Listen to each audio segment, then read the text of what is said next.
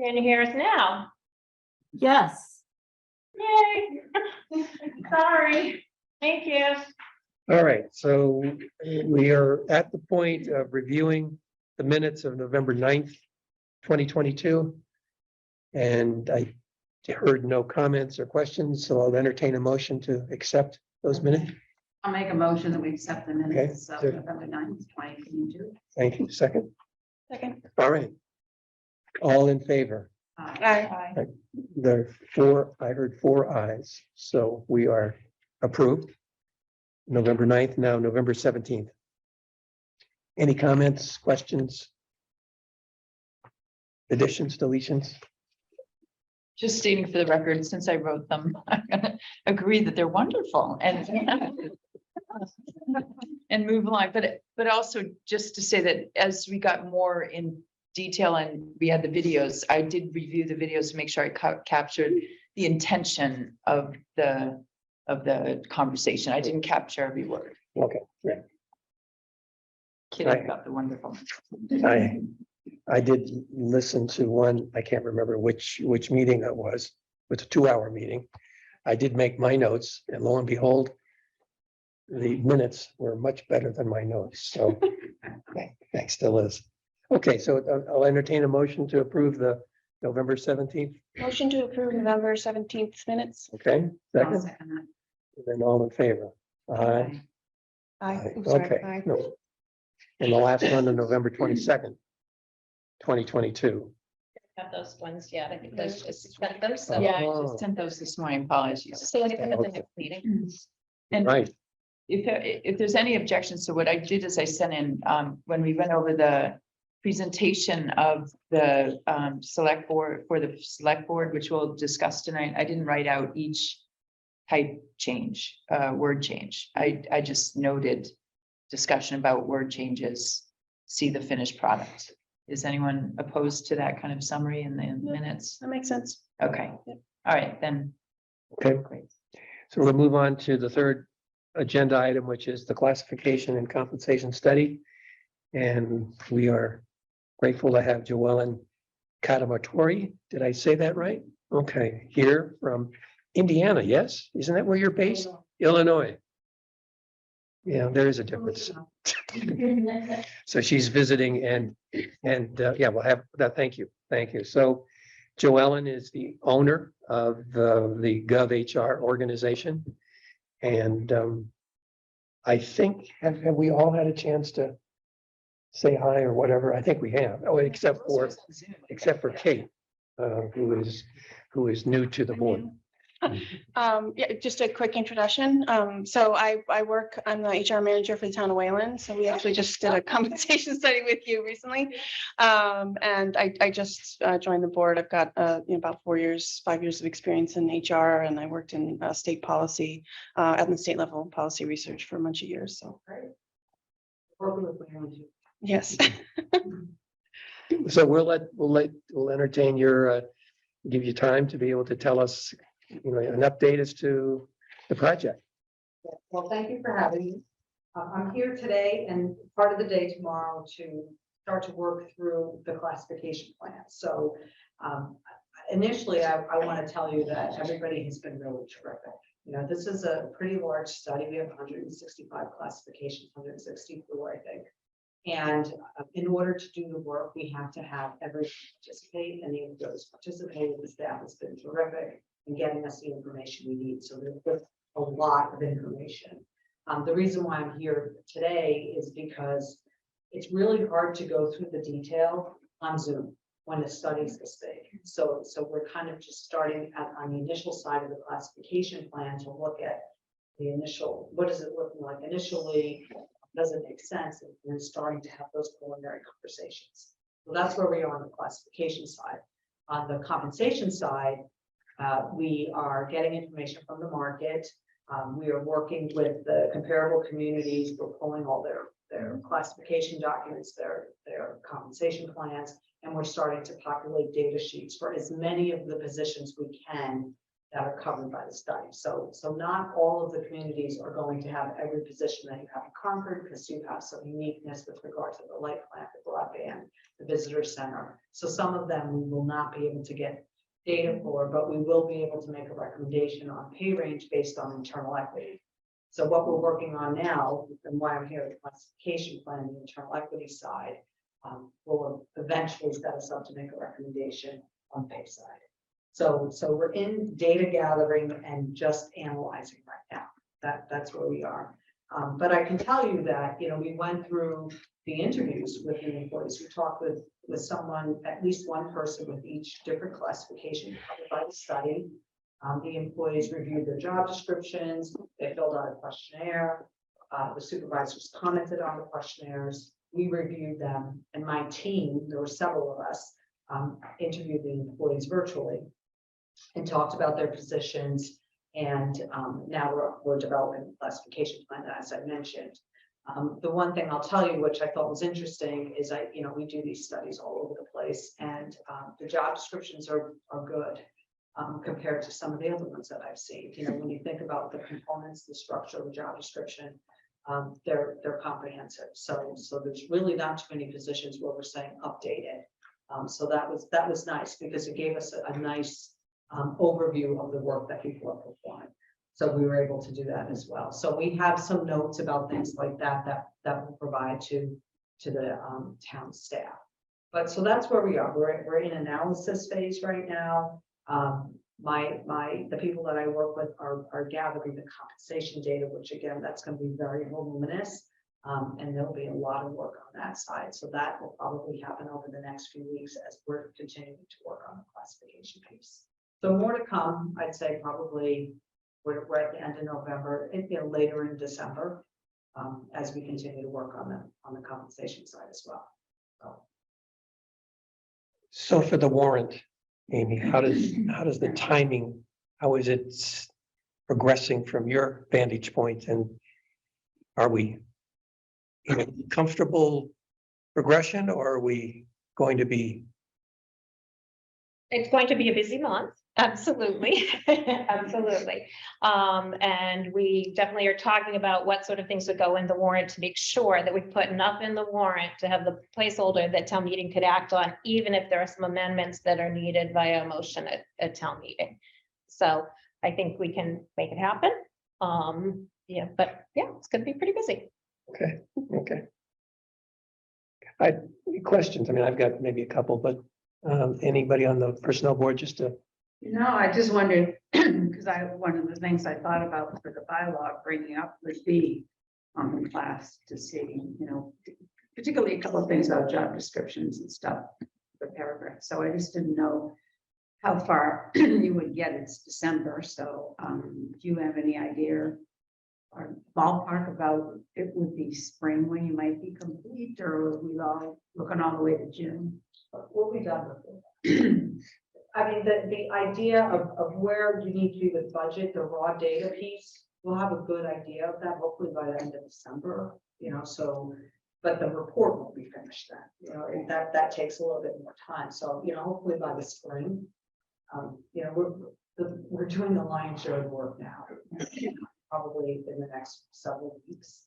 And then once we have to get the classification plan done first, then we apply the compensation, because internal equity is what drives the whole system. And then once we look at the compensation side, we have to make sure that where we thought the internal equity should be does still make sense, because you have some nuances with the light plan. Like there's a few things that are going to complicate the analysis. I can already anticipate that. So we just have to wait to see what that looks like in the next few weeks. And then we'll have a better idea, but at least we'll know where we will be as far as maybe the end point somewhere later in December. And what we had done in the past, and the other studies that I was involved in, at least I remember last time, that we again printed something in the warrant, but the appeal process, the employee's opportunity for appeal hadn't happened yet. And so that continued. And again, through the town meeting process, we were able to make amendments that way if there were some appeals that that there was some movement on. So you're saying past the January final Yeah. deadline, there is some room for leeway based on the outcome of the work. Yes, that's how we've done it before. And I understand the warrant, we need to be careful about what gets in there. That's important. But there are mechanisms to make changes afterwards and to continue the conversations and to fine tune the work and make amendments as needed. And I know the personnel board needs to be able to look at those too. And so, again, we're going to have to put something in the warrant, but we've got to be close enough that it's something that you can work with. Regarding the appeal portion, but is there a criteria that must be met in order to have an appeal accepted and reviewed or not? Well, they're all the job factors and I think I'm gonna speak to that. Sure. Thank you. So especially for a study this size, we will do our best to make sure that we're spot on, but sometimes we will miss things. So what I always recommend is, when you have a report, it's a draft of the final report, and then people can look at it. And if they feel as if their position isn't classified correctly, then what I recommend is we give people a period of time, and we have a form, that they can fill out and say, they'll go back to their job analysis questionnaire and tell us what's different. And then we'll go back and review it and say, no, we think it's classified correctly, or no, you brought up a good point, and we think it should be changed. So we will go through that process for the employees, just so they can get feedback in the event that we did miss something. But we always send them back to the original document that they filled out, because, as I explained before, when you go through a classification process, the employee fills out the questionnaire about the work that they perform for the town, supervisor comments, we interview and we make an assessment. So what was originally submitted may not be exactly what we've interpreted based on everything looked at. So it's a check and balance. In the appeal stage, what extent does the supervisor or manager become involved in the conversation? Have them, if I have that on the phone, we could have them sign off on it, just if they support it, and then we still have to look at it. So there actually sounds like, though, right now, that's not a part of the process. It is, I just haven't looked at it Oh, for okay, a while, because okay. we only really use them in a larger study, and sometimes the client might want to change it, so I think we've done that in the past, because because that's part of the process, the employee, there's the employee's piece, there's the supervisor piece, and then there's the review. So we would want to make sure that they were on board with anything that the employee was saying is not accurate. Yeah, I think it's important to have a full And that's set what of we're constituents, involved in that process, since they're involved in the establishment or the review approval of the initial job description. Yeah. Okay. I have a couple of questions. So, Amy, obviously, for an appeal process to be well understood and anticipated by all the employees, we need a communication plan around that, right? Is that something that you handle, or is that something our HR handles? How has that worked in the past, and is it expected to work this time? So we were actually talking a little bit about process today, and yes, the communication to the employees is really important, and it just depends on how you want to roll that out. It could be very specific to each employee, or we could, I could come in and make a presentation, or do a Zoom presentation of what the study says, and then people can look at it.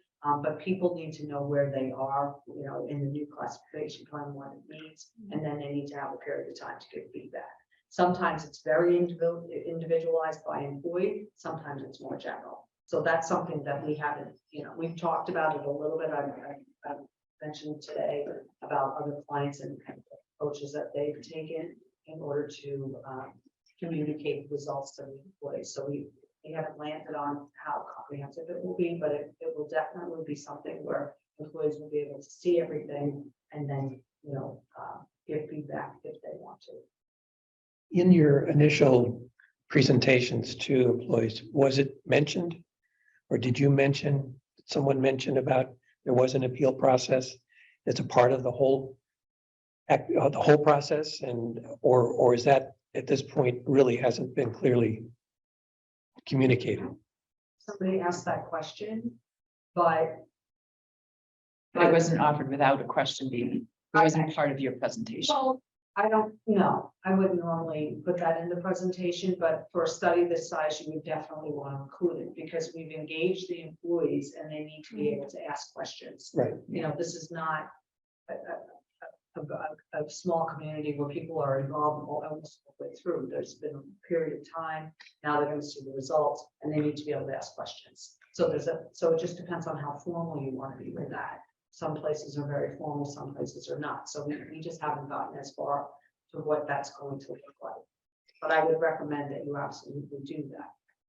And we had before, and that's what I did last time, is, send people out when we had preliminary results. I remember that, wrote a letter that was, take a couple pages. We actually did a mail merge to make sure that their information was in there and give them everything and provide them the form that they can use in order to, if they think something's off, that they can use to ask that it be reviewed again. It's not this kind of appeal. It's a different, it's a review, and if that doesn't mean it can't come to the personnel board. I want to say that doesn't mean it would take that, but a lot of that can happen internally. And then if there's a question that or concern that the employee has that wasn't resolved through that process, then of course they could go through to the personnel board as well. But we've done that at the next stage when we're sending out the next set of information for everybody. Yeah, because it's a draft of the final report. It's not finalized until people have the opportunity to feedback. And some clients call it an appeal, some clients call it reconsideration. I mean, there's different ways that you can engage the employees to get feedback. Mhm. But the important thing is that they have the ability to ask questions, depending on what the preliminary results of the study are. Kate, are there any lessons learned from the experience in Wayland? Our study was much smaller scale than what this is. I guess my question, and maybe it's just a clarification. You said that you had interviewed employees in each grade. Does that include? Because I know that there in some cases there are multiple different positions within each grade. Did you? So I just want to make sure that we interviewed each individual position within each grade. Every Oh, distinct okay. type. Every 164. Okay. I don't know, that's the number that's sticking in my. Yeah, and employees. So we, for example, under administrative assistant, I don't know what we got, 10 or something like that. They all were able to do a form about their position and have an interview for their position. So it's not just by title. Yeah, we actually, that's right, we did expand it. Yeah. Yeah, because we usually will do one interview per title, but in this case, there were some people that still wanted to be interviewed and we accommodated that. And even though it was the same title, because we want everyone to fill out a questionnaire to be able to give input. And then people that really wanted to talk with a consultant from GovHR could do that. And I think we did accommodate everyone. And some people weren't here and then we, had to reschedule their interviews. So that's why it takes a little bit longer because some people missed or something came up or they were on vacation. So I think we did it over 2 weeks or so, maybe even into the third week. So around 190 positions or people, like some are vacant, but there was still the opportunity for the supervisor or somebody else to talk about it. So. What else?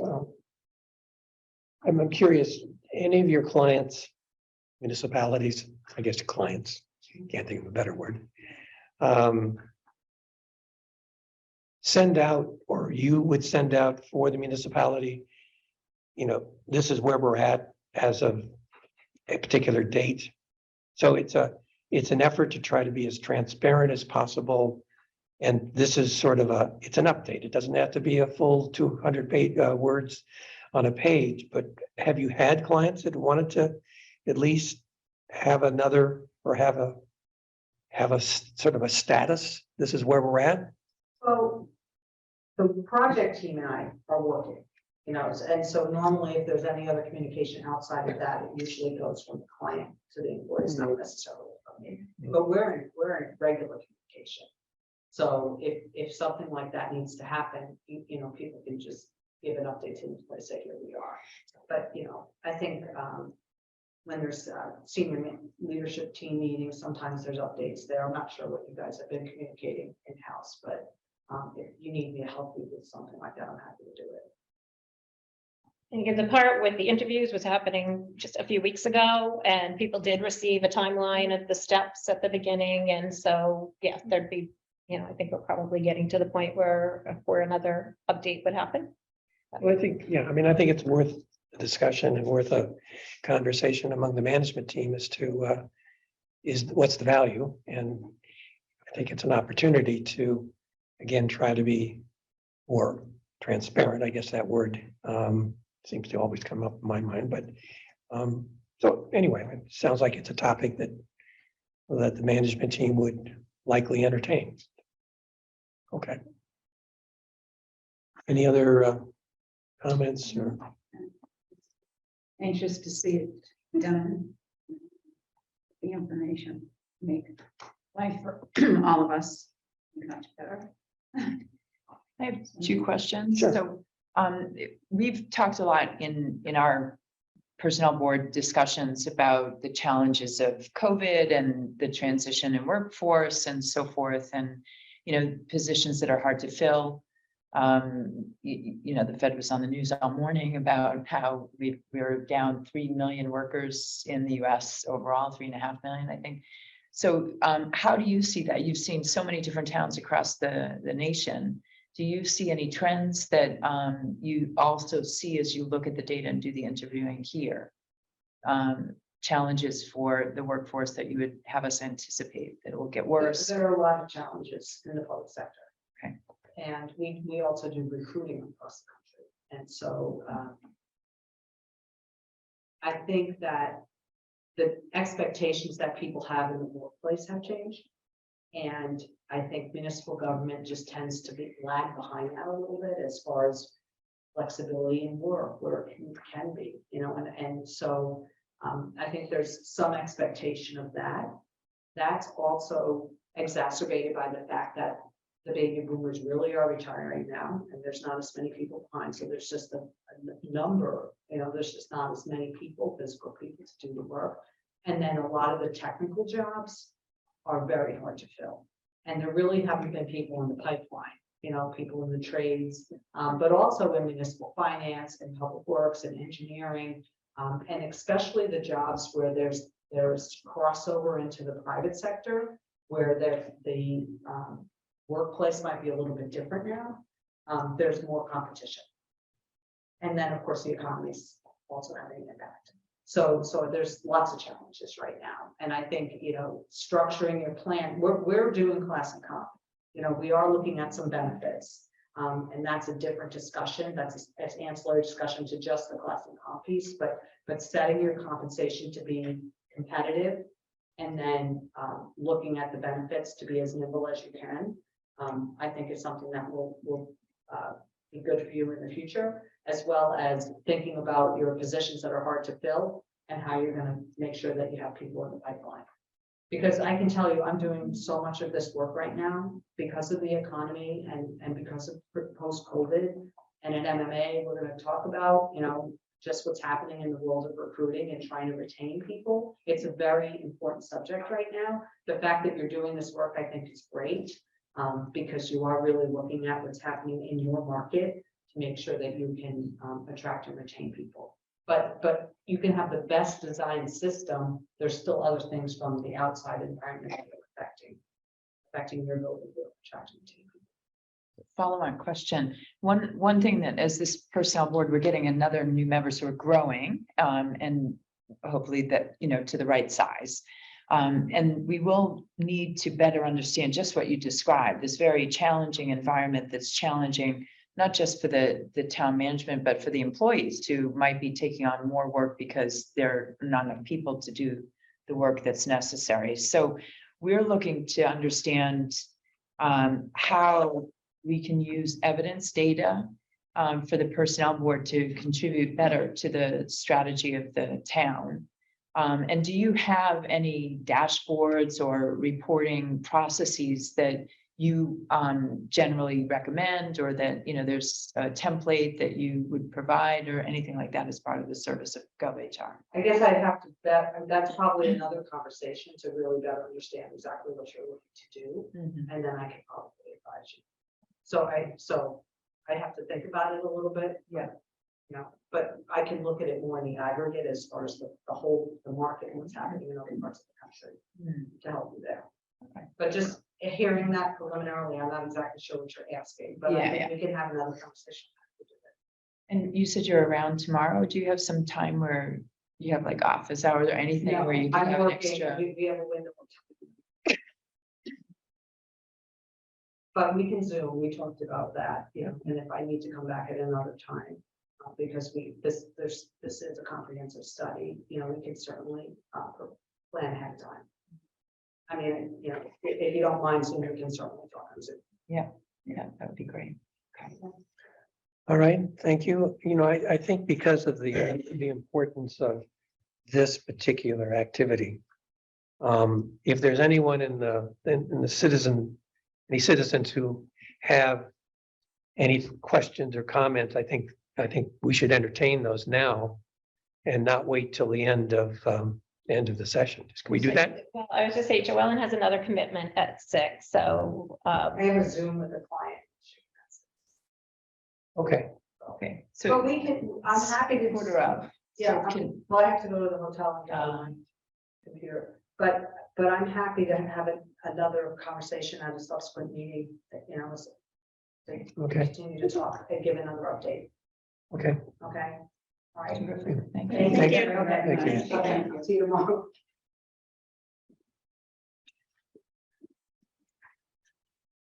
Thank you, Joellen. It was very. I've saved.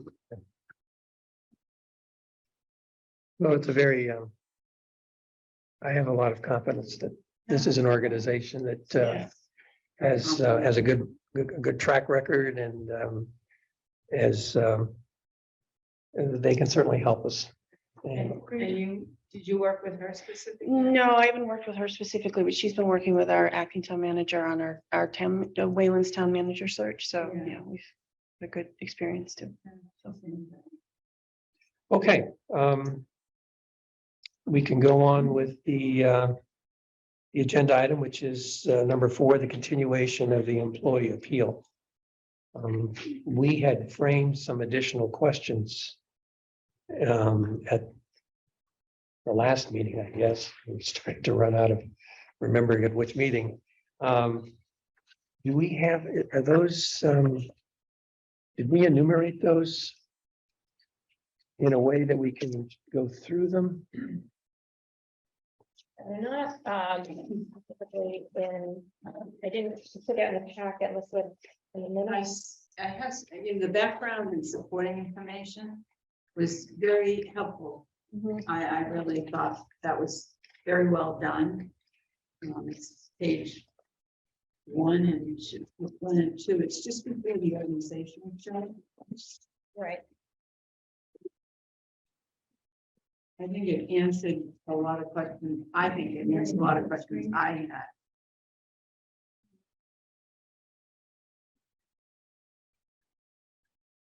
Do I don't remember what.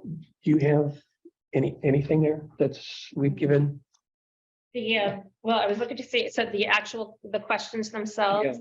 I think I was looking to see if they were specifically in the minutes. So I was trying to remember which meeting that was that you did that. I think it was That was the 9th. the 9th, yeah. there's no further- So.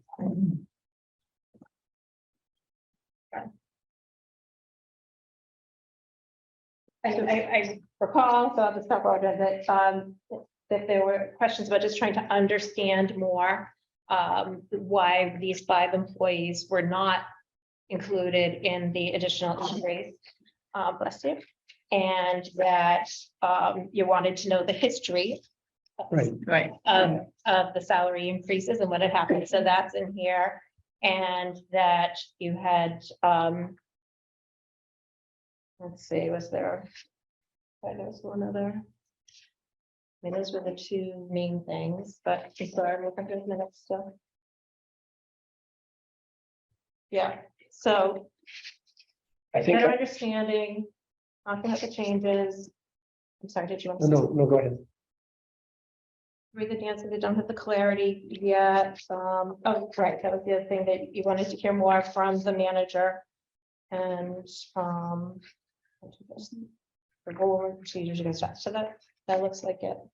And that's what I tried to target the materials towards.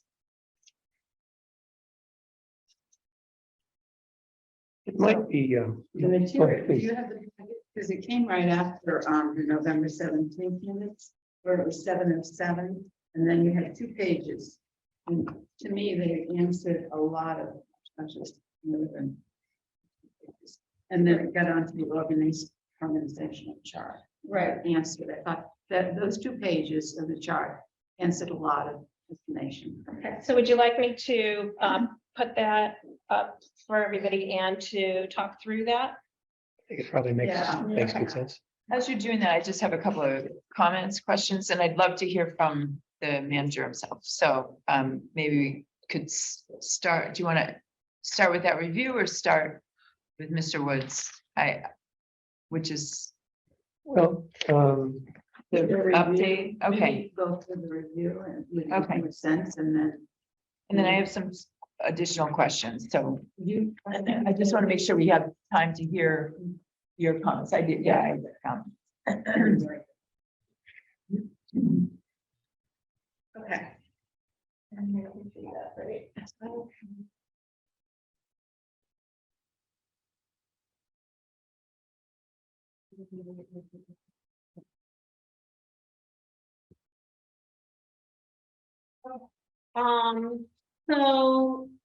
I've included a number of materials in here. We've got the list of classification titles and grades is on the page, and I'll scroll to that on the screen so you can see what that looks like. Just wanted to give you a sense of how many employees there are at the light plant. They're not all in the electrical labor and the electrical management. You can see they're in a variety of grades. The electrical positions were pulled out at one point related to some specialties, and the town has developed considerably since then. We've added a number of other types of positions.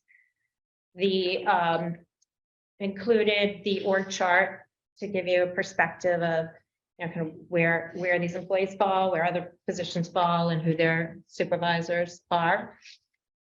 So one thing is you've got the org chart up, so I'm going to ask one of Yeah. my questions now. Mhm. So if you on the last page 2 of 2 of the documents, which is just before the titles classifications, if you scroll back 2 pages, you can see employees, appellants receive the following, supervisors of those employees receive the following. Mhm. And then if you chart those out, in fact, those who received 4% and then an additional are all under the same manager. And then those who didn't receive anything above 3% are also under the same manager. Right, so there are 2 ways I think you can look at that, right? If you take those classifications there that you have at the bottom of that page and put them onto the org chart, right? Then those who got higher, and that's actually one of my questions, Amy. I'm sorry to go back again, but those are employee adjustments, means not the salary range adjustment. Right. It means the salary increase. What they actually got, which wasn't directly what the appeal is about. This is about Right. the range, but that question kind of kept coming up. And so I did include that. And I think you were asking about what had happened with those that were supervisors Right. about that. So that's where Right. that's about. So just to play the devil's advocate, I went through several different ways of understanding this information, right? So I put those salary increases with the org chart. And if you do that, then anyone who's got 4% plus a 5%, right, was Joe Repoff, is that Repoff? Repoff, okay. And then below him, so on his line, individuals also had 4% plus XYZ, right, increase. And then if you go over to Carol Hilton, 3%, and anyone under Carol, 3% increase. All right, so one way of saying that is, was there coordination across the different divisions about what was going to be the increase, right? And it looks like, no, probably not, they weren't. Another way to look at that is to say, these jobs have different specifications, And therefore, they had a different level of increase in compensation, because this is not that range, it's compensation, right? So those are two ways to look at that, right? Sorry, one last comment before I'll turn it back over to you. And then, and that is that, how do you want to, so you have 1, 2, 3, 4 people that are at max of salary range. And that's the juncture between the issue in front of us today and this, right? So those 4 individuals were at the top of the salary range. And I'm assuming that that's also where the tension is that salary range for those individuals wasn't increased, right? So where's the impact there? Do you see what I mean? Because all of those at max of salary range, if you put them again on here, are in the same division, right? So there's a tension there. Right? The salary range was not increased for those that only got the salary increase of 3%. But I'm assuming the salary increase over here was able to happen because people aren't as long in role, or because their salary range actually increased. So I don't know what the answer to that, and I didn't get that from the data that I have in front of me. Well, what we really focused on was not the divisions, it was the nature of the work. And But that's the same thing, right? Is it, Well, it okay, can to be, me- right? The division, the nature of the work. There are positions under there that might not like, under Josh Cook or whatever, there are certain ones, but. Certain ones that what? Sorry, I don't want to that are cut a you little off. bit different. I'm just, Yeah, well, for example, under Joe Ripoff, what I don't have here is the line workers, because they weren't party to the appeal, but those ranges also moved up. But we didn't move up the master mechanic, the crew leader, and the equipment operator ranges that are in that division. So it really wasn't about the division. The focus was on the job responsibilities. yeah, understood. So the names that you just read off are green, which are line division, and the ones with the 4% plus 5% or 6.08% are yellow. Sure, Right, and I'm those bringing are- up those in the green is that there are employees and positions in the green Uh-huh. that we also changed the grade for. The 9% was applied to. Uh-huh. They weren't employees that were part of this appeal, and I didn't put that salary data in Yeah, here. This was about those that were part of the appeal and their supervisors. yeah. I'm not sure that we're Okay. in contradiction at all yet. Okay. I mean, we might be Okay. later, but right now it sounds like, because So- Joe is above, Repoff, I'm sorry, I butcher names all the time, but Joe Repoff. He has aligned to the green boxes and the yellow boxes, Correct. right? So I'm calling that a division. Right? And so, one way to look at it is the work under Assistant Director EM5 Group 4, which includes all of those, right? All of those were deemed with a salary range increase. And some in the green. Yep. And some in the green, but the green is under Joe, Mhm. right? Okay. And then under Carol Hilton, those under her, blue and different color blue, purple maybe, they all did not have the range increase, and they had a lot lower salary increase. Correct. So it does seem that there's a lynch there. There's a connection there between the salary range increase and the amount of salary that was increased. Okay, there's a connection. You're right. That is Yeah. how it came out.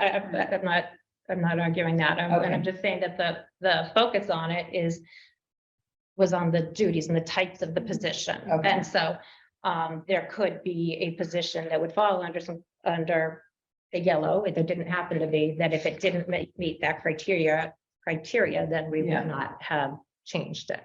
Does that make sense? Yeah. Okay. Yeah, that's Sorry. Right, no, yes. I don't know what- Well, I mean, So- can I just, I'm sorry. Yeah. I mean, I feel like I get where you're coming from, but like if she sort of, Amy mapped this out pretty clearly in here, why some of those grades received a higher increase and why some did not. And it's, in this section here, not on the following basis, not comparable to other town positions, require advanced education experience and unique specialty. Specialty training cannot be obtained via on-the-job training, and job functions and essential duties include notable occupational risk. So some of those positions that got the 3% don't fall in that criteria. Okay, That's how I read that. and the only word I take umbrage with is some, right? Because if it's categoric, then it's a categoric. But you're saying some of those positions don't fall, and I'm not sure that that's clear yet. That it's all of those positions don't fall with those, those issues, those. Well, I mean, if you look, I thought it was looking at the actual wage chart, and I think it was for 2022, the comp. Where it broke out the EL2A, EL2B, and sorry, it's You're on page 6 of 8. Yeah, it's page 6 of 8. Yeah. July 1, 2022. This makes more sense to me because the meter technician versus the line worker and the utility electrician versus the line worker grade 2. So if you see, I mean, she sort of mapped that out, and then you can barely read it, but comparability to TLC positions ranges needs consideration at this max. So I mean, to me, that made sense based on the criteria that was used to. I don't know where you just Oh, read. sorry, it's 6 of 8. page 6 of 8. Yeah, Oh, it doesn't. So at yours, the, you know what, because they came from another document, I think they all say 6 to 8. So if you look at the top and there's a effective date. So Sorry. effective July 1, 2022. So sorry, I haven't walked you through all of this Okay. yet, so I. Sorry, we jumped ahead. We jumped ahead. no worries. I was on 2020, so I was one page up. Okay, so you're looking at the little red print. But I feel I'm like, gonna put that on the. yeah, the class and comp plan, I mean, this kind of maps to the criteria that was used for, deciding where the market adjustments should happen to me. But I had some similar thoughts, because I took those pages 1 and 2 and really went through them again. And basically that really helped me realize. Then I looked at the employees and I looked at what they got, and I really realized that 4 of them were already met their salary max. So if I've got it, and I understand this after all these years, that if they're at their max, they're at their max. And in order to go beyond that would have to be a change. And that would come along with us making it go into town meeting or something. Or maybe now with this HR Gov, it will help that. Correct, and that's what their concern is. They're saying that that map should have changed. Right. That's what they're appealing. And, Right. but I'm also seeing too, that several of them received a special market adjustment. But those are the folks that already had the range increased. Is that correct? The 4 plus 5%, the under Joe Ruckoff. Well, no, under two, Oakley and Coakley, there was a special market adjustment, and then some, one of them went to the new max based on the years of experience. Let me see if you see that. Yeah, I know, I got myself all marked out, yeah, as well. Okay, So I see the same thing. I have the percent down, but I justified when looking at that, I felt that it was a special market adjustment under the stuff that was looked at. but, all right, so maybe the way to make sure I understand is Amy or Mr. Wood. Any of those positions, do they not have they got the 4 plus 5% or 4 plus 6.08%? Any of those positions, did they not have the salary increase? The range increase. The range, that's right, Yes. that's what I'm saying. Yes, that's. They the did answer. not have the They range. did not. So, Okay. so Coakley and Stiga, Jim Coakley and Jay Stiga, their range did not increase. They were not at max. Their salary did move up within the range. They got that adjustment. and that's what the note that Nancy was reading is that, for example, Jim Coakley, set the standard 4% plus 6.08, which is more than others, moved up to the new max, which is based on looking at how long he'd been with the town and still isn't at max, and So that was part of the consideration along with the kind of the whole Right. picture. And I Okay. noticed, and I was gonna say, as far as Carol Hilton went, she really only received 3% because she was at max. And so that group underneath her were also at max, so that's why they received the 3%. That's what I'm looking at. It in order to change anything, I think we have to look at the comp. I mean, this is, correct me if I'm wrong, the comp in class that's being done to try to readjust their range, if we can prove that from that being done, that it can be moved forward. So my question would be, if that is true, how long do we have to wait? We still have to bring that to town meeting to get the ranges increased, so they couldn't get anything if it was warranted ahead of time? Well, the personnel board does have authority under the personnel bylaw to make changes that then have to be ratified at town meeting. Right. Like, so we could look at that language in the bylaw, Yeah, but there is I some just ability was to thinking do that, so I don't, Future. right. So I did feel that when I looked at the reasons that we talked about, and I had written down too, you know, the market factors, the related challenges to the light plant in certain areas. And also the other thing, which I had forgotten, that you did not want inequity across into the union positions. I read that and looked at that again. And that's just So- the, And then when I looked at all the class and comps all the way, there's been these kinds of things that have gone on since 15, where some would get something based on things and others wouldn't. So anyways, I found those 2 pages to be extremely helpful. And I also found the listing here of their finance, the top, the range, but also the organization chart is really very helpful. I think the thing that I would, I'll have to see if you agree with this, but I think it's, I don't think we are getting, how to put this, by bringing in salary increases. I don't think that's helpful for us to deal with the appeal, since the appeal is only on structure changes. So that if we continue to try to bring in salary in some way, Right. I'm not sure that we're focused enough. Because the appeal is based on why these employees didn't receive the 9% structure change that others did. So does that, It does. Are we in except agreement I was with, we looking wanna- at the reasons why they didn't, some of the reasons why they didn't. I realized that we can't do anything about the salary right now, but I was trying to understand why they were not moved forward, why they were still in the range. Anyways, but I understand what you're saying, and I know that we're not doing anything about salaries. But I was kind of using it. yeah, okay. Trying to understand.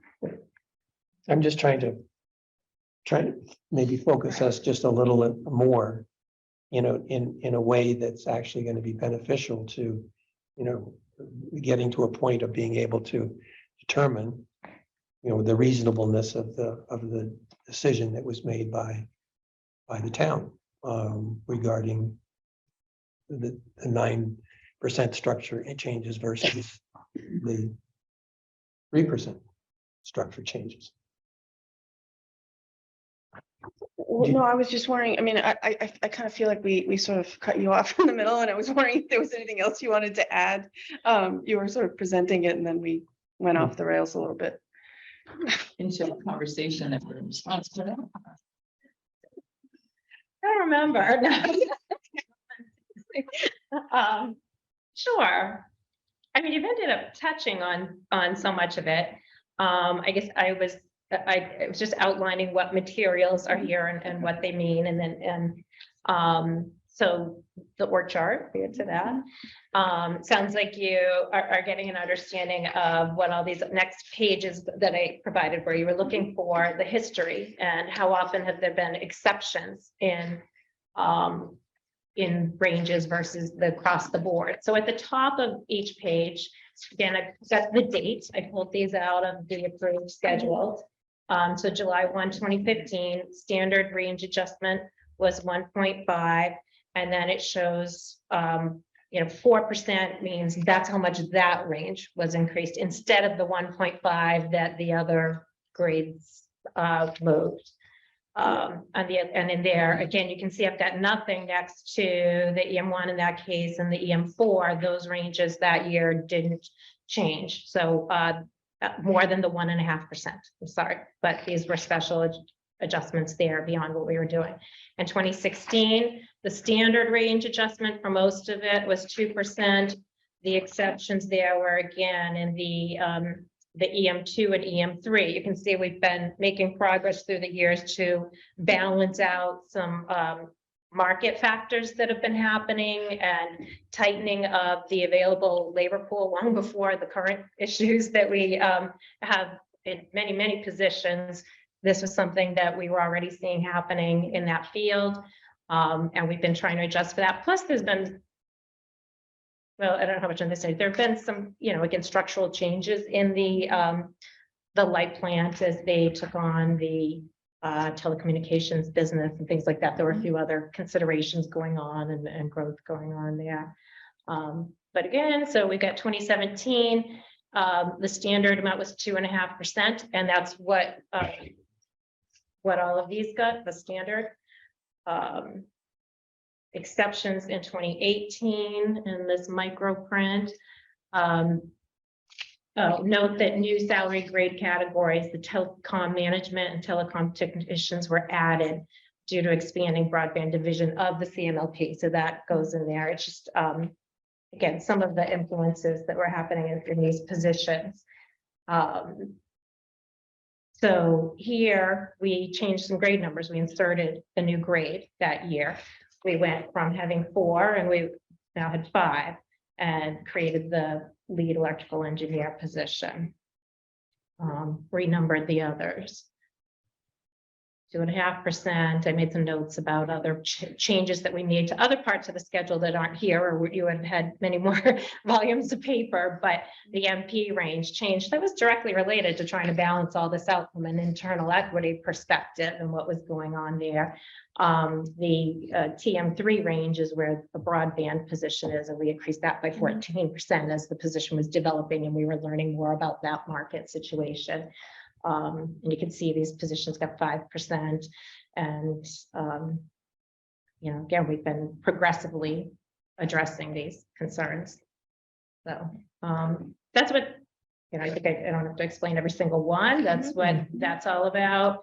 And then in here are excerpts from meme data. You've been, saying, what did we do? As we described before, it's not the full kind of analysis that ends up at a formula that I think that people are looking for. We look at that data, we consider how that fits in from an internal perspective as well. We've got to make all that balance within the various positions we have, and by adjusting one, not throwing off others. And there's some legal issues, there's internal issues, and it's a tough balance. So this is some of what we were looking at the time. The reason we've got the 2020 data, and I think this would be a good time actually for Dave to come in. I'll stop. What would you like?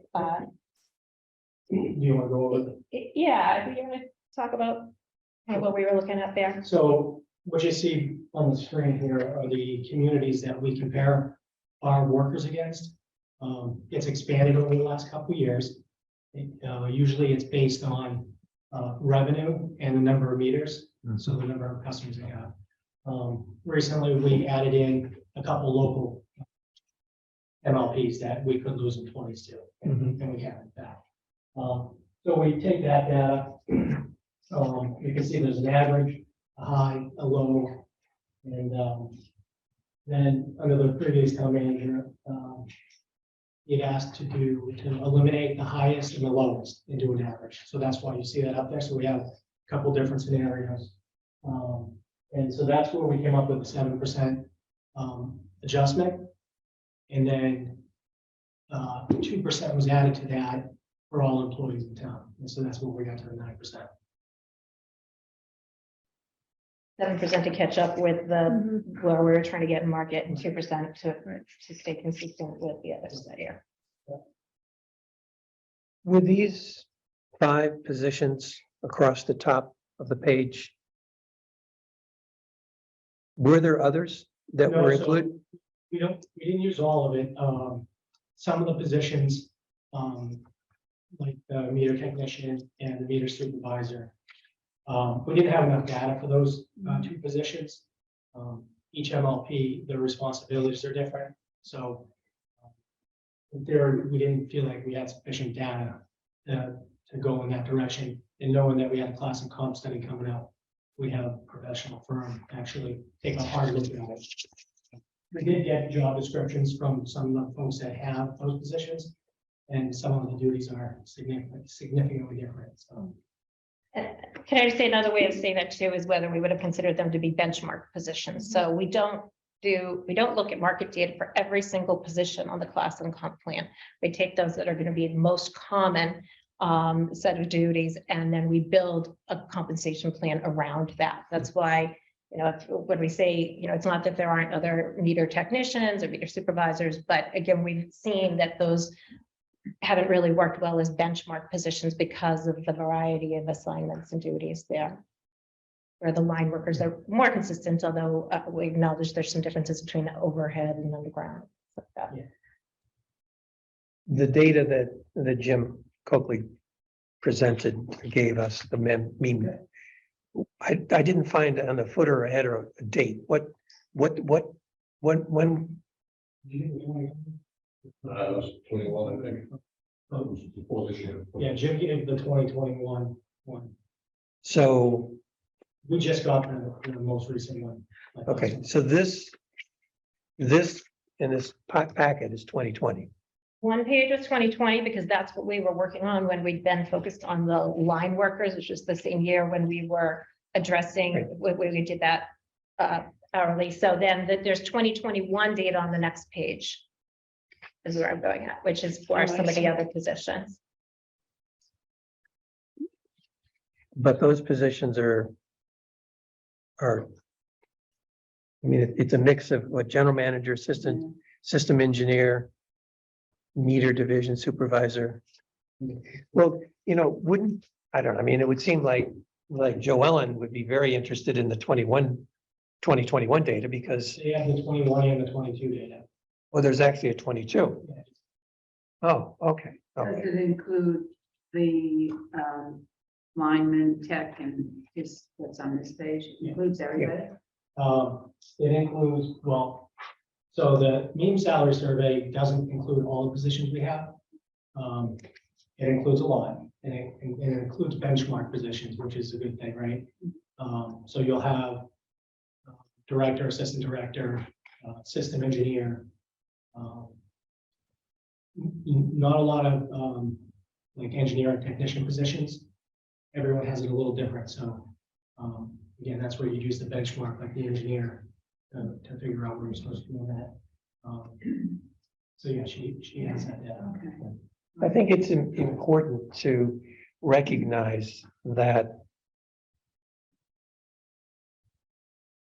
there is a science in terms of how you take structured data, salary data, and how you use that in a process to be able to establish a system. And I think it's many people think that, well, if the job is listed on a piece of paper, that, well, and that's the title I have, that should be included as a part of the study, a part of the analysis. But in fact, that's not how it works. I mean, because you've got a difference likely, or a possibility of difference in what the job description is with, and you've got the issue that you know, it's not going to be comparable in terms of revenue or meters. I mean, there are many different factors that go into determining what data one is going to use in an analysis for a company, for a municipality. And I think it's, you know, it is a subject matter area that is a little, you know, a little complicated and a little detailed. And unless you've actually had, I think in my experience, had some training and understanding of how you build a system, it's sometimes hard to put your hands around and to really fully appreciate what's going on. So we've got 21, 22 data, which is going to be essentially used by Joellen. We have the meme data for 2020. And I don't know if I was going to chart out how Concord looked compared to the other 12 communities, but at least in these 5 jobs, you know, we're right in the average. I mean, we're right. I mean, we're not too high or too low. I mean, that was sort of how I read the data. Did I miss it or what? No, that's what we were working for, was for the average, so, that was it. And we couldn't have to do this every 2 or 3 years with an adjustment. It's based, you know, you have the annual 2.5% increases, whereas some of the other MLPs have 3.5 or 4% increases. So after 2 or 3 years, we have to do Sure. catch up. And yeah, I think the thing that's noteworthy to me is that there are people in this town who will use anecdotal information and draw a conclusion that I don't think is supported by the data. But, you know, it's easy to say that people are overpaid or underpaid. I mean, it's just easy to make that kind of a statement only using anecdotal information. But if you take a look at just simply the mean data, and there were other data was I know is used in coming up with the system. We're not, as a town, terribly out of whack, out of kilter, out of off the mark with being close to the average. right now, I agree with that. You want behind them. Yeah, and that's it's not acceptable to be behind, but it's also important to, I think, to indicate what it is, what the data shows, because the anecdotal data is just not helpful to the town to recruit or retain people. And we all know that there is a job out there that likely one can find, and in an area that it's an okay commute. I mean, there's always going to be those kind of anomalies and those exceptional situations. I don't care if it's a municipality or if it's a private business or a public business. I mean, that's just the nature of the labor pool. In our industry, there's a shortage of workers. There's engineers, station operators, linemen, and line workers. So it's really difficult. So you really need to stay in market. Right. Right. You can't, it's really hard to get people. Which is a particular challenge for us related to the links to our entire system, particularly since the equal pay law came into effect, because where we were going and making these adjustments was to say, okay, market is going to be a significant factor in paying these positions more. And that used to be okay under the law, right? And we would always be balancing that with internal equity, right? We'd always be thinking about it, which was why we were lower in the market here, because we were really valuing internal equity before the law.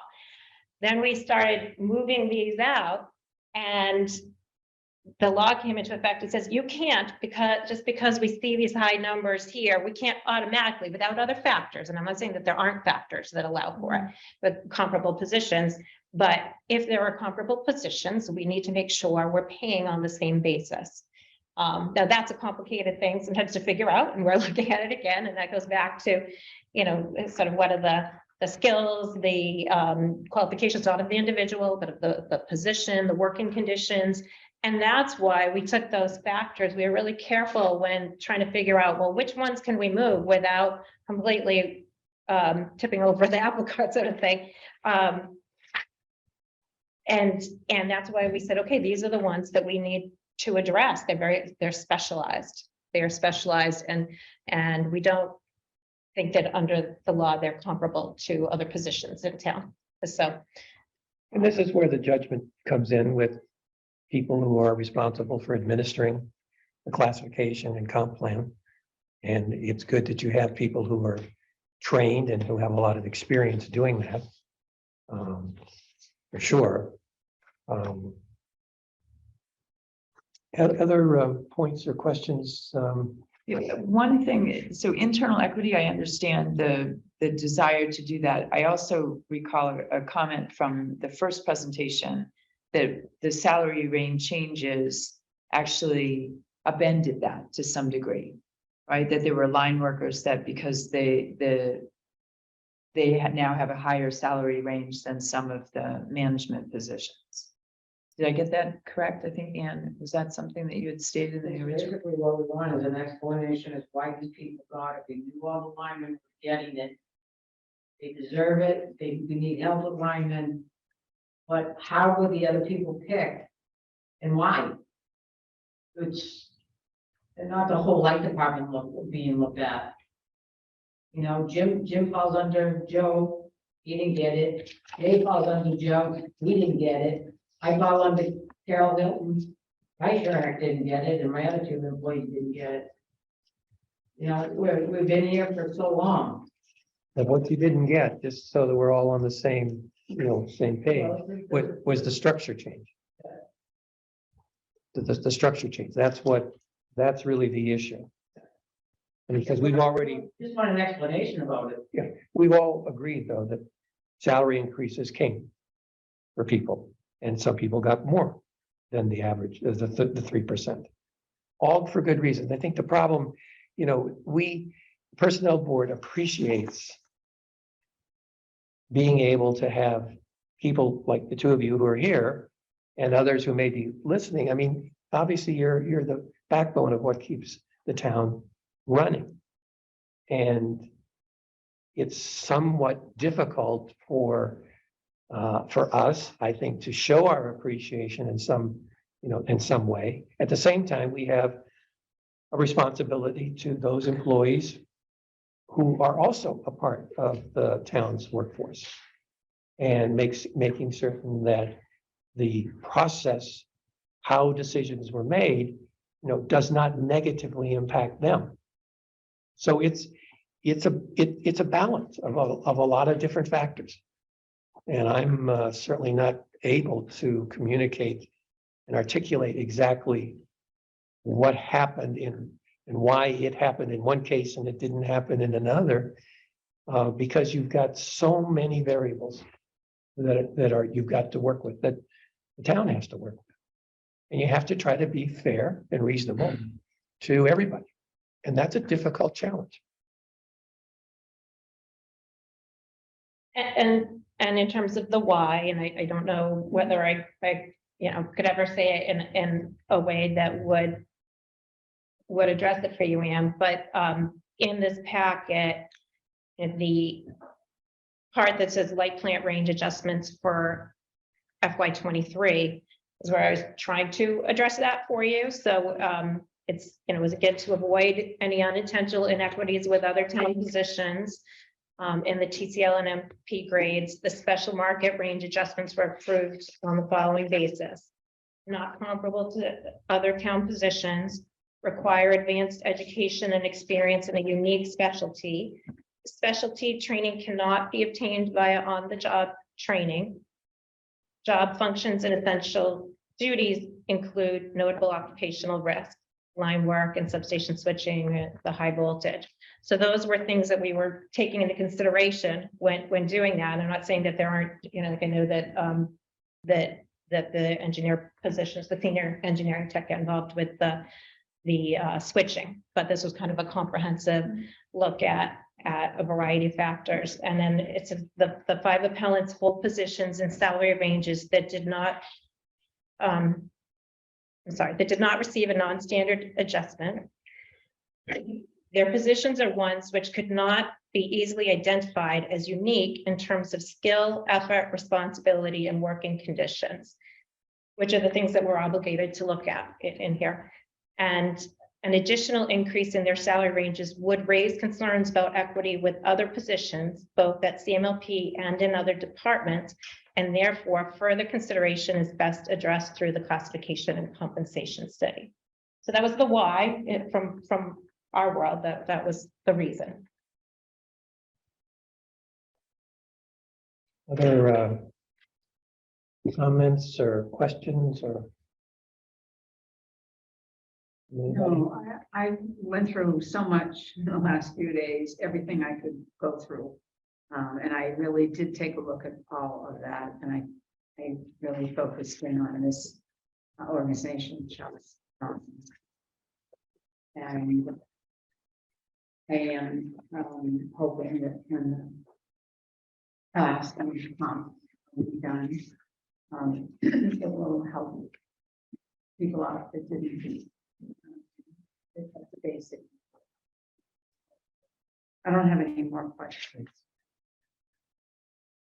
Ann or Jim, do you have any other input for the personnel board at this time? Or I know you're listening and being attentive and all that. I just want to make certain you've got time if you so choose. Well, I think we made a lot of our points at the initial meeting, Okay, and the bottom line is, like Ann had mentioned, our bottom line question is, why, say me, everybody else in my department, every other person that when I report for every hurricane, every blizzard, if I get called out of Thanksgiving to go to Emerson, because a switchgear blew up, everybody in my group got the 9%, except for me. Everyone I worked with in every emergency situation got that adjustment, structure adjustment, Right. except for us. That's the bottom line question. I do want to ask one question. I see here, so under Jim and Jay, so there's a 4%. Plus there was a 6.08%. So, and it brought Jim to the new max. So where did that? So we got a 4%. So what about that 6.8%? Where did that come from? So when we were going through it, and we got to the 9%, Amy and I talked, and we talked about the longevity of Jim. And normally you're topped out at that point. So that's where the extra little over 1% came from.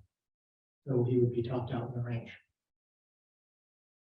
And the same thing for Jay, where he got 4 and then a 5. For special market investment. Yeah, that was to give him the 9% total increase. Those are range increases, those are salary. Yeah, those are increases. salaries, yeah. Those are salaries, not the range. Part of the consideration there was the substation switching as well. That we were really looking at that. It's been more difficult people don't as much want to go into the fields with the high occupational risk and that sort of thing. That's not a standard type of, not all engineers and engineering techs do that. And that was another consideration in looking at that. It's not every employee would be at the top of the range necessarily, but we were kind of looking at the whole piece. So. When you worked on Thanksgiving, did you get double time or benefit did you get? I was on call, so I recall that duty pay. How do you make it double time on your salary? But you got, so you're on. So the engineers get an on-call stipend because they're salaried employees. So if Jim's on call for a week, he gets the stipend that's in the PPP. Right. Then the line workers, they get a stipend as well for being on call, but then they get paid their overtime when they come.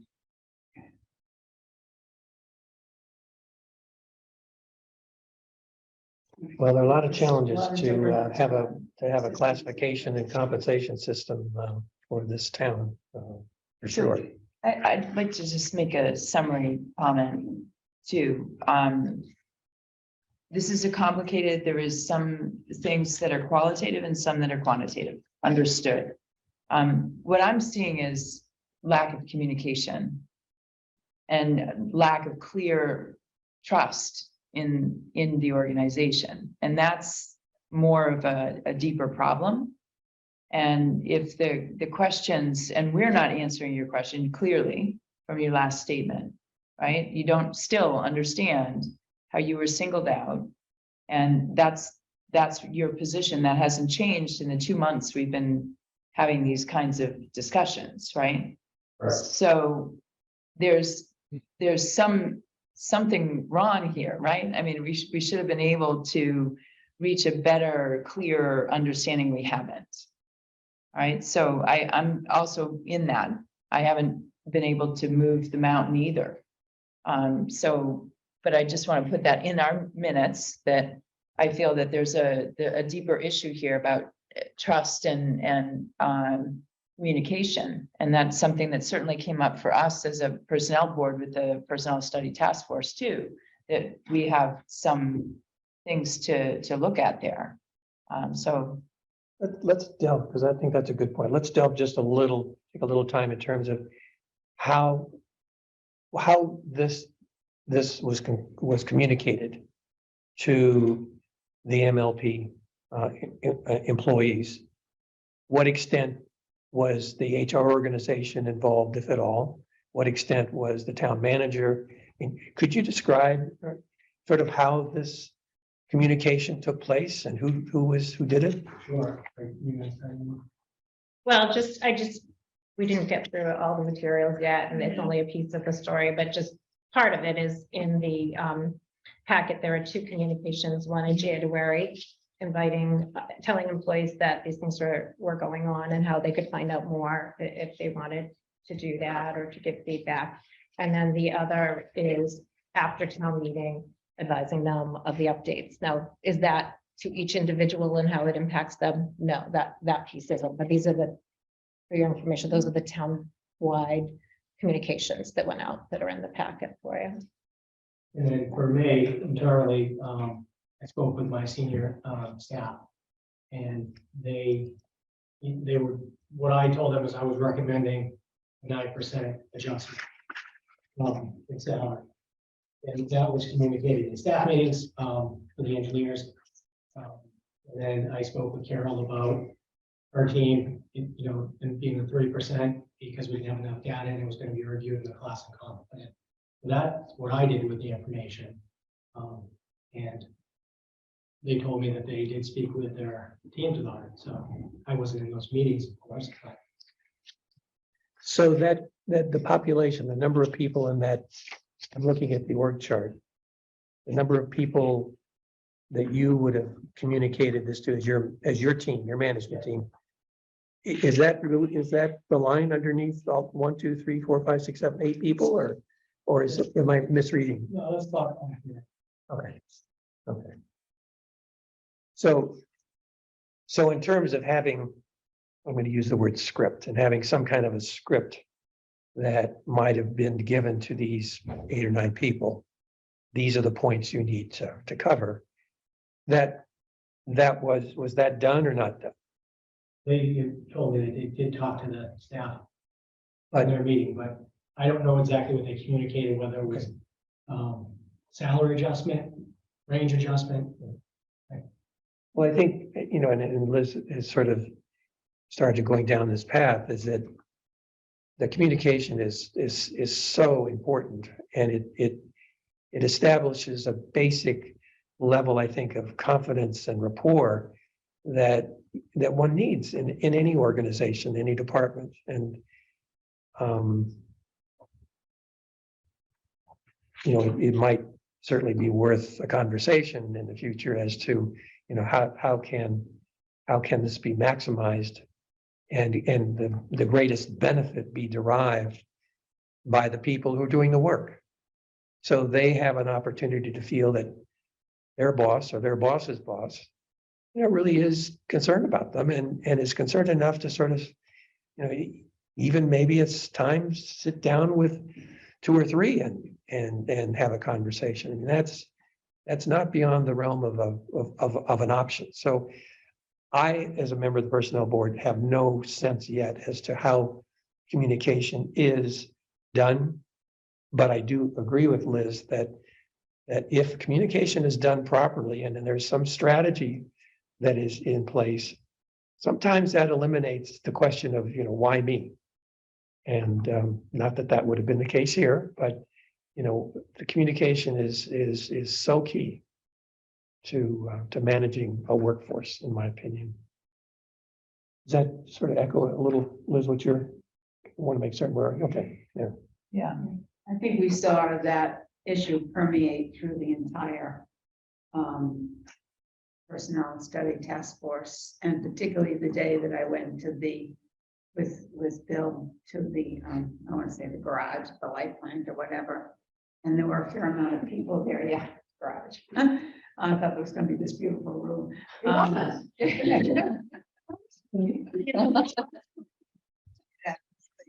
But I expected, I was so disappointed. I must say, I really expected the employees to really talk about how they were feeling, because through that whole task force, it just went on and on about, it seemed really sad.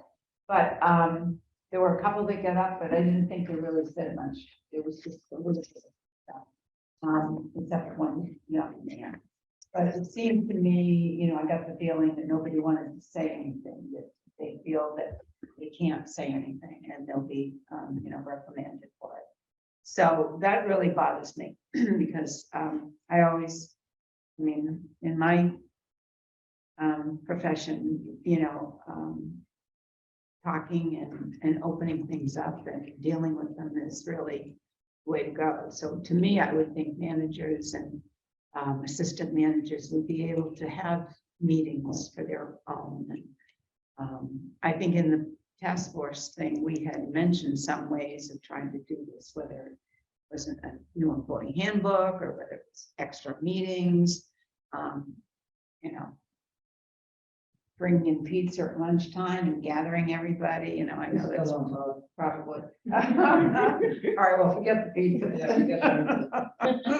But anyway, so I think I must agree that we really found that was huge in that whole personal task force. So be nice to see something move forward in that. So in terms of, yes, Sorry, just wanted to add one last thing, because you mentioned you spoke to your management team and then they handled it with their teams. And that's where you guys sit, and whatever you heard, you don't know what the conversation was between their manager, direct manager. I don't know the exact conversation. I know what I shared with the managers. Right. You It's something that lost in translation, right? Clearly. know, very well put up. And Or could have been translated. And the reason I say that is, you know, we are as a personnel board trying to sort out where our procedures should sit in these processes, right? Where do we fit in this? What I do know is we don't fit on the first line, right? The first line is, as Nancy just described, between that first manager conversation. And if there was an alert that came then to you because there was, wait a minute, I'm not satisfied with this, and it happened between an honest conversation between a manager and staff, then the next line of defense is for you to get involved and say, wait a minute, do we explain this well, and so forth. But here we are, right? So and again, I'll say, you know, we too, as a person, we go to select board soon, and we have some things that we're going to do to try to understand our role and to, you know, make sure we're doing it well.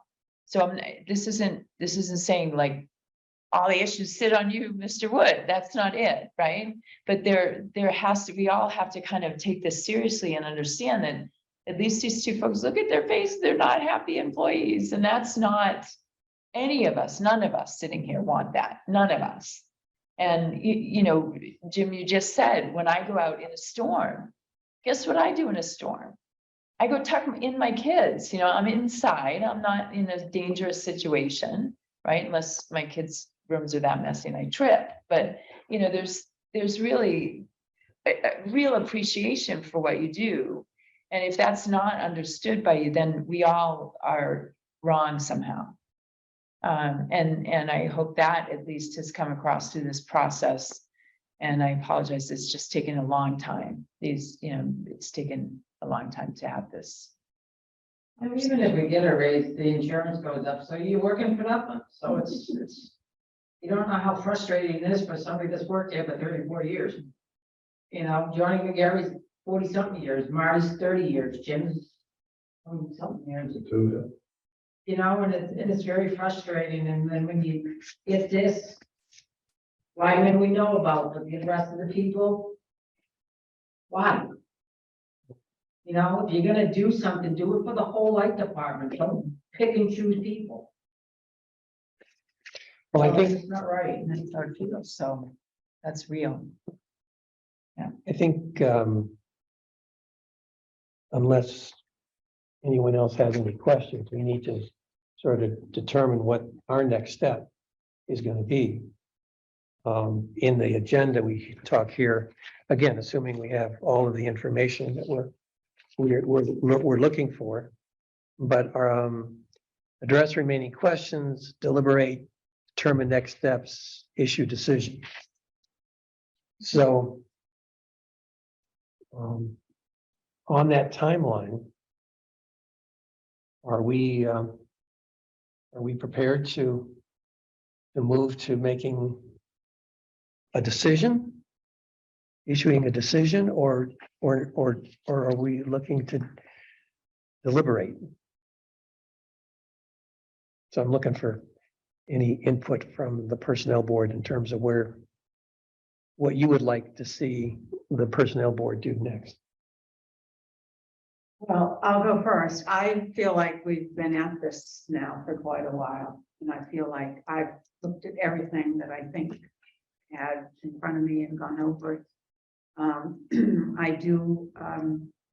really do hope that as soon as the class and comp is done, that can be taken a look at to see where we stand, particularly with those particular areas that these people work in. And go from there. You know, I just want to make sure that we look at everything. Make sure that, I know it has to be the position, that position, you know, then there'll be compensation that will go with that classification. And they'll also, it sounds like they're looking at newer and some different benefits as well. So that is also extremely important. So they couldn't finish fast enough for me. True.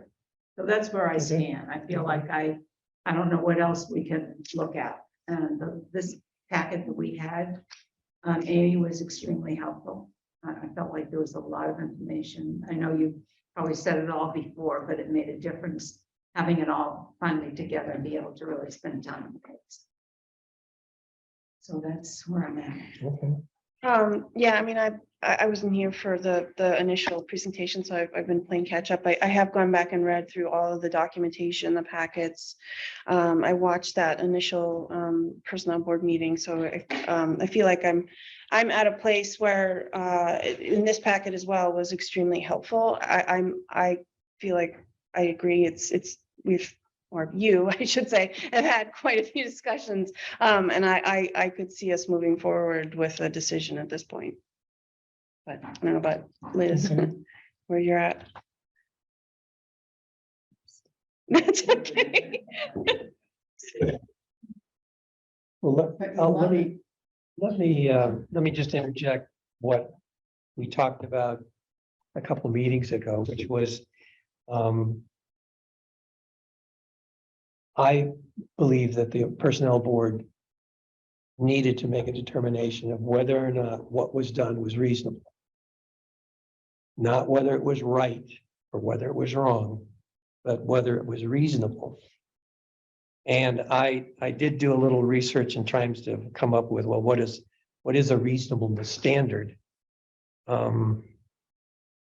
That's on one of those sheets, Amy. I don't know if we can bring that up or not on the screen.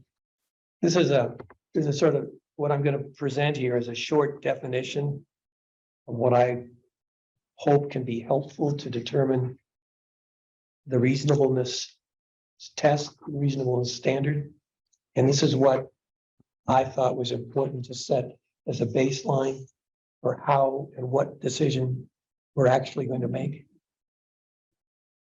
I can't see it from here. Is that the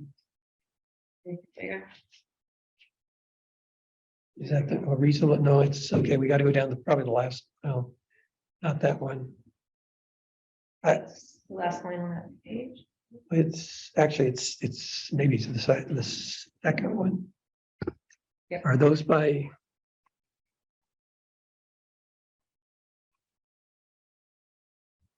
We're at 28.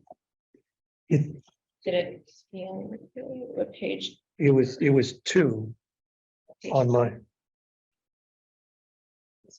Yeah, okay. So again, why did I do this? I did this because I thought we needed to have some understanding of what it was that we were going to be voting on, I guess. Voting, it sounds a little, what our approach was going to be. So I said here, the reasonableness standard test is a test that asks whether or not this decisions made were legitimate and designed to remedy a certain issue under the circumstances at that time. So the decision that was made by the town had to do with the necessity by the personnel bylaw to be able to come up with a structure, a salary, structure, classification that identified, it fulfilled the responsibility of the personnel bylaw that we have as on the personnel board to ensure that there is a structure that's in place. And here it says courts using this standard look at both the ultimate decision, and the ultimate decision is there were some people who were not included with the same amount of increase. And Amy has provided an explanation as to why that was the case. And that an understanding what the process was. So, which we have listened to Amy, and Dave has given some additional input in terms of the communication piece that went into the decision. And under the reasonableness standard, deference is shown to the decision maker. The decision must fall within a range of acceptable outcomes, but it need not be correct. It doesn't have to be, again, we're not determining correctness or incorrectness. We're determining, was this a reasonable decision? So I don't know if this has been helpful or not. You'll have to, you know. I guess I have one more question before we Sure. say that. So in the original presentation, Amy, that you gave, my assumption that given that you were giving the presentation was that in fact, you made the decision for each employee, each separate employee on the range increase or not. Is that correct?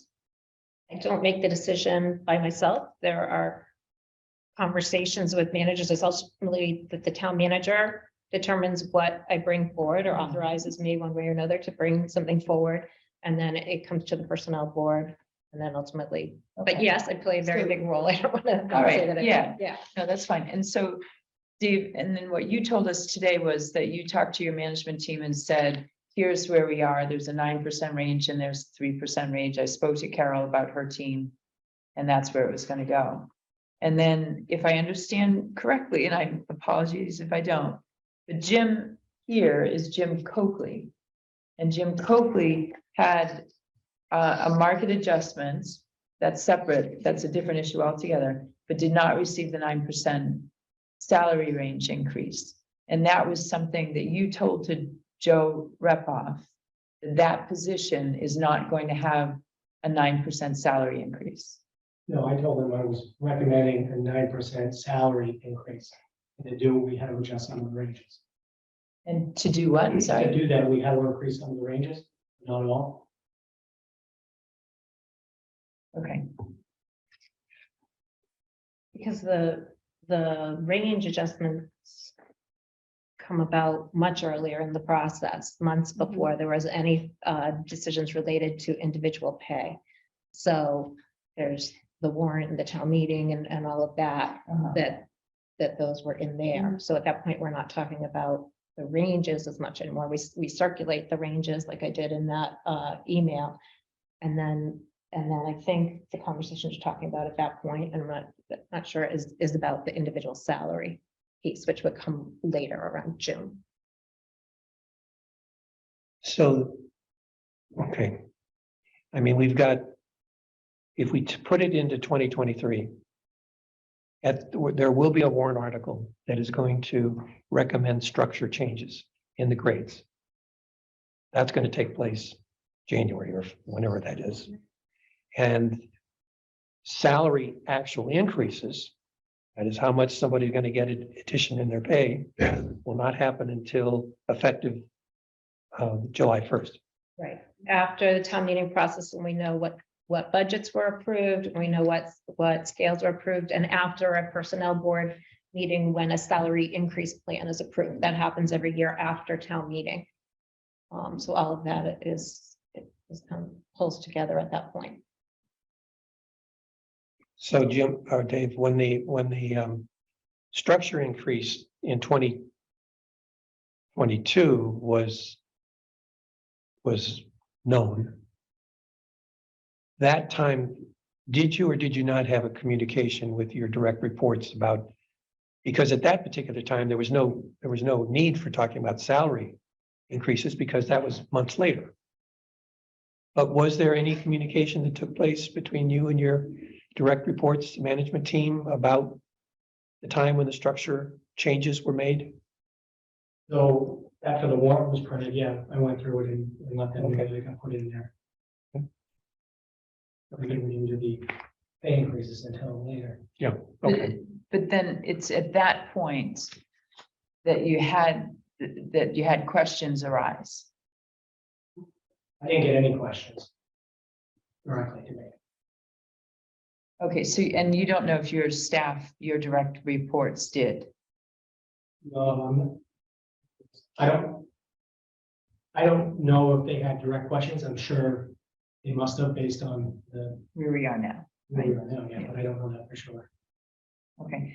The only reason I'm asking this line of questions, Bill, is because your reasonableness quote here is really looking at the decision maker. And I'm trying to figure out where that sits.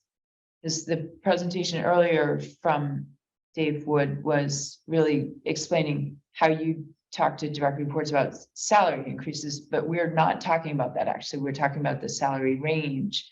And that's why your last question, Bill, is important, right? Who communicated the salary ranges to the employees? Yes, And but you that's. had but two that's public right. announcements, right? But I think that this particular document, the reasonableness standard applies to the town. They're the decision maker.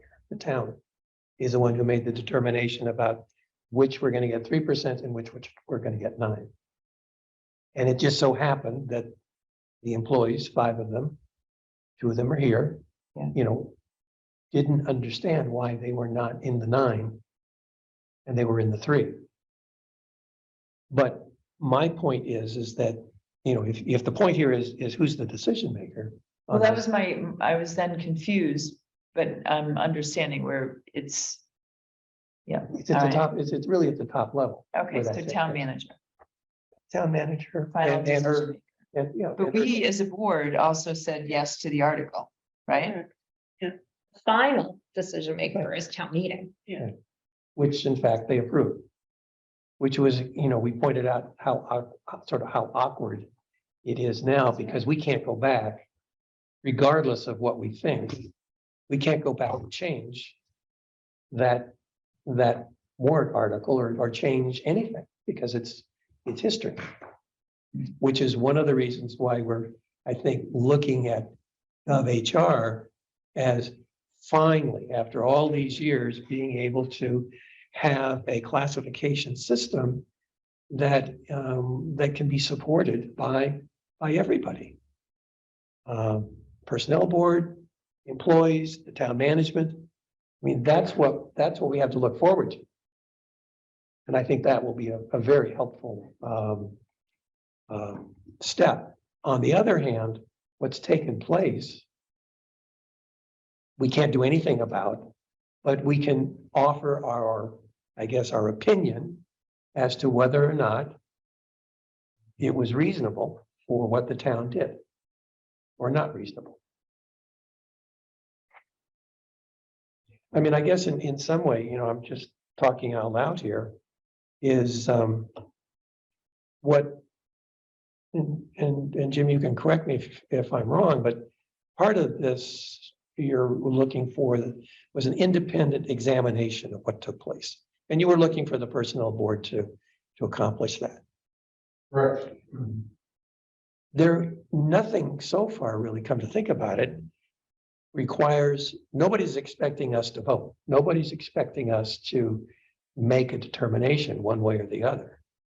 I mean, I don't, so if the expectation is we've satisfied, which was the independent review, it could be left at that. Or if you're ready and want to actually go ahead and determine the reasonableness of the town's decision, we can do that too. Doesn't the appeal process require us to make a determination? I think it does. Okay, all right, sorry. Yeah. That's a good point. That's in the PPP 25, isn't it? Yeah, and also, I mean, I just think about the spirit of the bylaw and the role okay. of the personnel board for the class and comp plan. Okay. So if you have recommendations Okay. related to the class and comp plan, then you would vote on that, and then we could figure out if there's a remedy that would satisfy it. Thanks, Kate. Okay, so I think we're at a point of either saying that it was a reasonable decision or not. Okay, so I'm sorry, I'm being a stickler, but Kate, your point is a determination. Well, the decision, A decision meaning more than was it Well- reasonable or? well, I It's think, a I decision. think it's a recommendation that we make to the town manager, and the town manager takes it into advisement, right? Because we're not saying, yeah, I think we're saying whether we think it's reasonable or not. That's the decision. Okay. And I guess I say, again, that is what the appeal procedure says. I think it's interesting to think about whether that procedure adequately addresses an appeal of this nature, which is the first time we've had an appeal of this nature. It's usually about a particular employment action or something that truly management has taken action on. So this is interesting because this is, again, the personnel board and town meeting have a role in the class and comp and authority there. So I don't know that the appeal procedure contemplated that, that there are some other steps that you could take. Well, and it's also muddied because the personnel board approved the article that went into the warrant that got us to this situation, right? So we're part of the problem. In a sense, right? Right. I mean, in terms of the process. And From from their their process, perspective. so absolutely. Yeah. We were never spoken to about it. Somebody found it out in the article and the warrant got published. Brought it to my attention. I had a lot on my plate to think about it and then started thinking about it every single night I went home. Go home, that's what I thought about. Then I started looking at it. And then this is what we found out. So if we're to make, we can determine reasonableness in the analysis that went into the decision. But I would also like us to recommend to the town that we have that two parts. The first is the communication has to change. Because that isn't for you to determine on your way home at night in the dark. That's should be a clear conversation in the light of day where everything is transparent before things are finalized, so you can't do anything about it. All right, so I think communication has to change from 2 public announcements to a much more effective and clarifying. Look at the mess I've created tonight, just trying to figure all this out. So I can imagine that it's a deep conversation to have. Okay, so, you know, again, pointing myself out as part of the problem.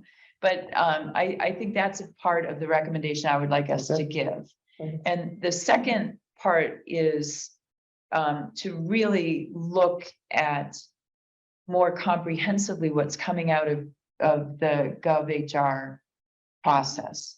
Because as Bill, and I think Kate, you've also said, we can't go back over this past year. The warrant, the article that was in the warrant for this year's town meeting is what it is. But where are we now? And take particular attention, pay particular attention to what's coming out for these particular positions held by these particular individuals, right? And if we can do that, it should also, I would think, in part of the recommendation is to say, as, I'm sorry, I forgot her name is Joanne, from GovHR, Joellen stated that benefits are a huge issue. And that should be more a comprehensively understood and accepted part of the recommendation to the town, because it sounds like, and from your explanation, what I'm hearing is last straw broke the camel's back. And I don't think that you should live that way. And there should be more communication, and there should be a more comprehensive understanding of what the changes and the benefits, which are very difficult in the US these days, right? I'm thinking healthcare in particular, right? So it's a bigger issue in the end. And I think we maybe, if you all agree, that part of the recommendation would be that GovHR is going to comp and classification and benefits, and how can we ensure that we communicate all of this more clearly and more systematically to employees. So if that's where we go, I'm willing to also make a statement about reasonableness, but I don't think that could be the only thing we say. Okay, I think that's excellent, and I think that's we should consider benefits and any other ancillary. Well, no, I agree. I'm concerned that the original complaint wasn't about benefits. It was about the structure change. And so if our recommendation is it needs to really focus on the meat of what the complaint was, the appeal was. Well, that's where I think I the think we issue with need to reasonableness. vote on the, you know, is it Wasn't reasonable. reasonable? I think that's what we need to vote on. And then I think we need to consider what you said and what we all feel that we can, as far as the GovHR, you know, as soon as we can start to look at that, would be huge, and also for the bylaw. So I'm gonna, I actually feel that when I look at everything and I go through everything, and I've done it a lot, I do feel at the time it was a reasonable decision. When I looked at all the reasons why stuff was made. But so I have to say that piece, but I do feel that going forward, we have to be more, and separately, that we have to be more acutely aware of the class and comp. And when we look at things, what it will mean for, what it means for certain groups of employees or employees in general, that I don't think, you know, we don't have names or stuff attached to them when we're doing stuff, you know, so, but just to make us more aware of when we approve something, now that we've gone through all of this. And that's just a side piece, as well as the company class, which I'm hoping will have a great bearing on everything. But I do feel it was reasonable. So you're making a motion, can I go this? I think we have to have a motion and a second. Well, I was wondering if we should have two motions, one about the reasonableness, and then the second, which is the communication piece. Yeah. that- I absolutely agree with you, yeah. But I think we have to. So I'll make a motion that, at this. Sorry, Nancy, before you make the motion, could I just clarify? I think both have to be part of the recommendation. If we can separate the motions, but they both have to go as recommendations to the town manager and the select board. Is that acceptable? Yes. Okay, Sure. back to you, Nancy, sorry. So I'll make a recommendation, no, I'll just make a recommendation that the board acknowledges that the, how am I gonna say that, under the appeal was a reasonable decision? Does that give you enough, Liz, to clarify, I mean, to make certain we're, Well, I mean, based on the reasonableness statement, which I think I got in there Mhm. correctly, we are addressing reasonableness. Yes. All right, and so I'm So- writing out your, Okay. at the point, I guess, just, well, why don't I let you finish? Let's see. So, what was I? I recommend that the board acknowledges that the decision made at that time, This decision made for the, under the class and comp study. No, the structured. It was, Structure changes recommended. FY 22 class and comp structure adjustments. okay, okay. FY 22. Class and Structure, comp, structure. class and comp. Is there a second? Would you mind just rereading it? I recommend that the board acknowledges that the decision made regarding the recommendation for fiscal year 22 class and comp structure Was reasonable. With reason. Was reasonable. was reasonable. Second. Right. So So, it's so you're making a motion that the board issue a decision. I'm not saying that everybody's voted on this, but you're moving that the board make a decision and that the FY 22 class and comp was reasonable. Have I got that right? I just want to. Do you put anything about the appeal in? that I was what thinking it's- about the beginning of what Liz typed, I'm sorry, which was the recommendation, so I Yeah. wasn't sure how that fit Yeah. into it, so. but I think though, I think that we have to maybe fine tune it because the issue presented had to do with structure change. So not everything, I mean, additional factors or additional points were made in the town meeting warrant that dealt with other than structure changes. But I think we have to be clear that what we're voting on is only relevant, pertinent to the appeal. So perhaps you could vote on whether the salary range adjustments for the electrical management and electrical labor groups were reasonable. Right. I think Yeah, that's, I think that's. I think the specificity is important. It makes it, So, but it can't come from Amy anyway, because we're the No, agreed. personnel board, so somebody. That's what I Stated. want to say is, that's what I want to say as well. From this, what'd you say? the structure changes. Yeah, May I say, I recommend that the board acknowledges, is that what you want to say? Because somebody took over, somebody was not comfortable with the word recommend.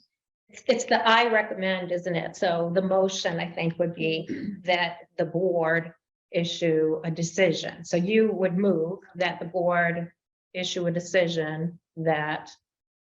we And then you found can- that the comp and class structure on the appeal Adjustments Adjustments. for FY 23. was, yeah. For Yeah, EM and EL job Right. Yeah, and grades. NEM. yeah. Grades were reasonable.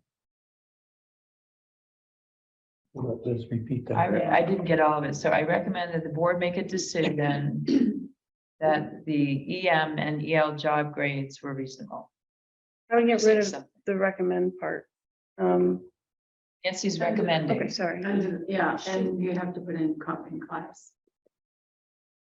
Okay, so I recommend that the board makes a decision that the comp and classification compensation for EM and EL job grades were reasonable. Yeah, we put structure in there too. For the fiscal Structure year adjustment. 22. Yeah. I mean, again, and we're not, we want to limit it to the structure change. We're not gonna we're not gonna have any comment as to how much of a salary increase Right. was given. That's not what we're here for. Structure change. Structure change, yeah. Too. I don't think we're helping Liz. Okay, yeah, you guys are jumbling all the words here. So I recommend that the board makes a decision that the fiscal year 22 structural adjustments of the classification compensation plan for EM and EL job grades were reasonable. One more time, please. This is Nancy. Do you have Your to put name's in appeal front in of it. there? I recommend that the board makes a decision that the fiscal year 22 structural adjustments of the classification and compensation plan for EM and EL job grades. Anything missing? Were reasonable. Fact that it had to do with the appeal, is that? Is that? I don't- put in there? I don't know. I mean, I don't think we have to No. qualify it that way. Okay. Yeah. All right. So I think what would happen is, you know, there's a motion on the table, so Nancy is making a motion. Somebody may or may not second it. Second. You could have further discussion and vote it, and I would think then that what you would want to do is issue a written decision ultimately, and maybe that's the chair that does that, a notice. And reports on the vote. And somebody could make a different motion. But we're as not well if done, they want right? to. Right. All right, so it's Bill seconded, Why I No. seconded. Kate seconded. So all in favor, All right. Nancy? I, And, No, I will do aye. let me get it down here.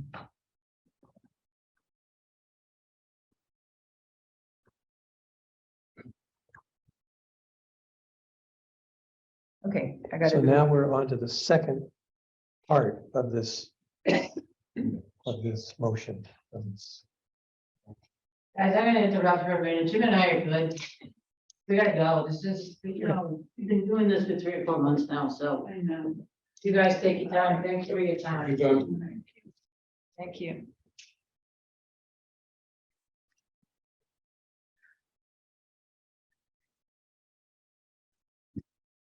All right, so the next, I'll say and try to type as I say it. For the second part, I recommend that the board, what should we say, make a decision?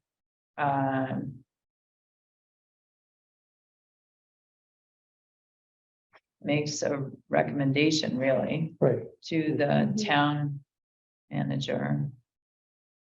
And this is where we talked about communication, right? Yeah. All right, so, makes a recommendation to the town manager to substantially enhance employee communication processes and quality. Sure. Sure.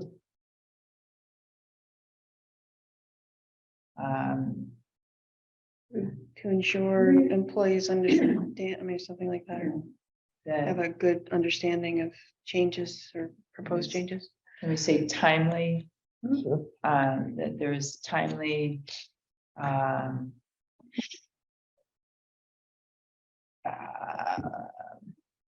right, so enhance employee communication processes and quality to ensure there is timely and full clarity around Transparency in there, you want to put transparency? At some point. transparency, maybe better than full clarity, yeah. Transparent. This may be a time, oh, no, I'm sorry. Yeah, I No, think so. Go ahead. No. I mean, we have to wordsmith this so we can vote. Oh, okay. Yeah, I recommend that the board makes a recommendation to the town manager to substantially enhance employee communication processes and quality to ensure that, to ensure that there is timely and transparent communicate, understanding. Information, Communication is timely and transparent. Regarding proposed class and comm structural changes or Bylaw changes. bylaw or any, Bylaw policy. or you could just say any changes that impact employees. Regarding, yeah. transfer regarding any changes that will impact employees. Okay, I recommend that the board make a recommendation to the town manager to substantially enhance employee communication processes and quality to ensure that there is timely and transparent something regarding any changes that will impact information shared regarding any changes that will impact employees. Let me read it again. All right, sorry. I recommend that the board makes a recommendation. So that's me in front of that. So I'm recommending that the board make a recommendation to the town manager to substantially enhance employee communication processes and quality to ensure that there is timely and transparent information shared regarding any changes that will impact employees. That sounds So perfect. I'm not gonna weigh in on this, not that I disagree, but I think it's your recommendation. I don't want to. I think we're fine. I mean, I did, Yeah. Second, so there's second. Second. It's been seconded by Kate. And we'll vote all in favor. Aye. Aye. aye. It's Aye. okay, it was unanimous. David, thank you Yeah, thank for sharing your time with us and giving us a little bit more insight into the actual communication process. And I think, I think the personnel board and so, appreciates your involvement with this. And I think you have gotten probably some good informal feedback about, if we're going to do this again, what might be some ideas to consider, not just you, but the town, because communication is important in any of the departments within the town. And the better strategy we have in place, the better, I think, outcome we will have, and we'll have likely could have a happier workforce that is all pulling together. Okay. Thank you. Thanks.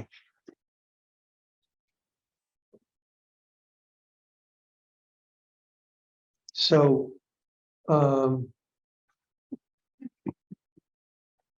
is anyone not having fun? I just feel terrible. I feel really bad that those individuals are feeling so unappreciated. And it's not done. We're not done. The role that we played as a board in bringing that about is also on the table, right? I mean, that article went to town meeting and was approved, having been approved by the personnel board. Mhm. And I mean, a lot of what we did earlier today, Bill, that we'll now talk about for the select board presentation, talks about our role in, Mhm. making more informed decisions and making those decisions in a more timely manner and making, making more of an effort to have communication channels, right? So I think those I've really taken to heart because those two individuals left here very unhappy. And we know that it's more to come, right? But I also must say that when we were doing it, we had no idea of those kinds of changes happening to Right. people in that way. We knew the changes would be made based on the criteria. But yeah, I mean, I think we feel very bad. Yeah. But I think for all of us, we'll really look for more information, I think, as we're doing stuff. And I think that, I'm putting a lot on this HR Gov comping class to really make sure that we're in the right ballpark with everything to help. So. Well, I think just to tack on to what you just said, Nancy, is that I think the personnel board now is in a much better position to ask questions, Right. more intelligent questions, Yeah.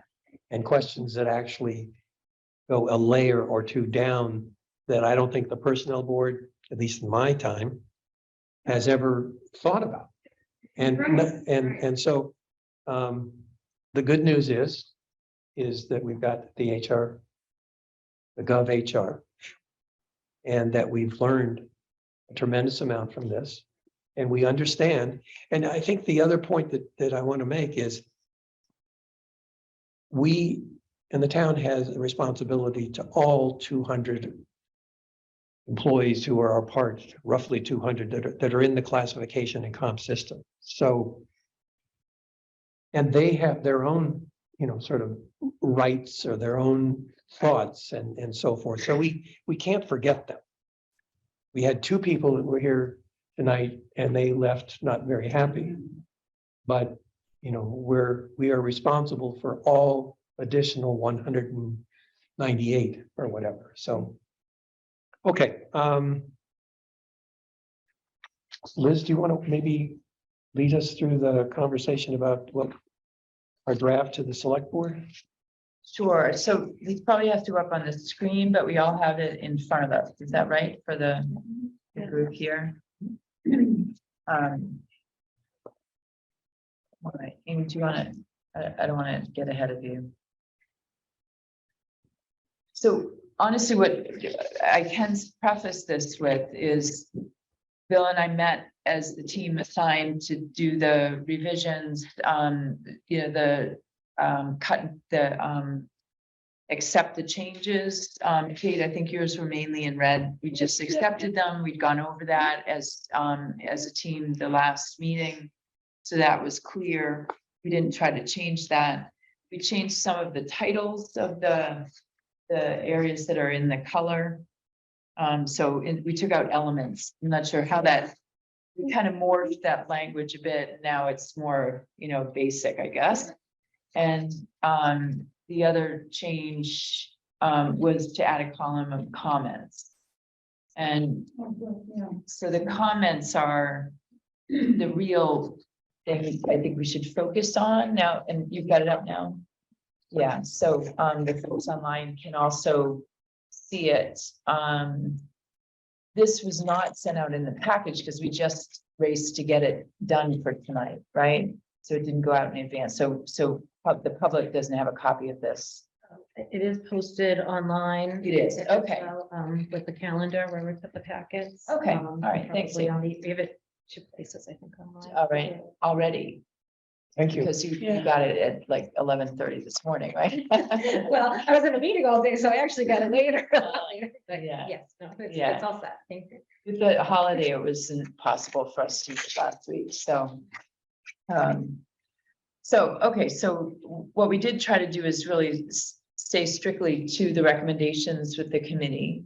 And you're all seeing this for the first time too, but we did not we didn't change anything with the priority, but the comments would explain more about timeliness, who should be involved, but not for each one. So we didn't, with just me leaving it as general comments. And Terry had asked us, couldn't we get to who's assigned to do what? And maybe you can't get that far. That was in the minutes of the last meeting. We didn't get quite that far to assignments. But a lot of the comments help us to understand who is going to be involved in rectifying the points. And we did stick to our original categories, right? The communication piece, et cetera. So not major changes really. There's one highlight where we weren't sure of a number. What was that, Bill? I don't have a copy. Well, Here, this. was that the point about how frequently It was something X Yeah, number of yeah. years. It's Remember we three. said, why don't we just double check that? it's every 3 years. The requirement for, Blank. Yeah, my page 4 is blank too. Yeah, the one that I emailed, it was, I Yeah. corrected that No before we worries. posted it. Yeah, I think what happened was I put a page break so that the chart would all be on one page. So I apologize. Yeah. but it's, that would be, should be left blank, would be what you would typically put there. Because because it's not an omission. Okay, well, that's what I was. It's not an Ah, omission. Okay, Yeah, okay. yeah, that was just me, my bad skills. So, but on page 5 of 7, every X number of years, the personnel board recommends that GovHR or equivalent body be budgeted for and engaged every X number of years. And we thought it was 3 in the 3 to 5 years, but I can't remember what was the stated number. Class and comp is to be reviewed every 3. Was it? Okay. Okay, so Amy, since you are now the keeper of the document, could you just update that to every 3? That was a detail we wanted to clarify tonight. Nice job.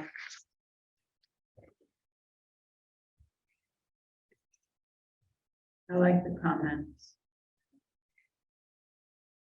Okay. Great, and there are some, like if you see a number, we're on page 5 of 7, number 15, transparency, clarity, and accessibility of personnel policies and procedures. See communication section above.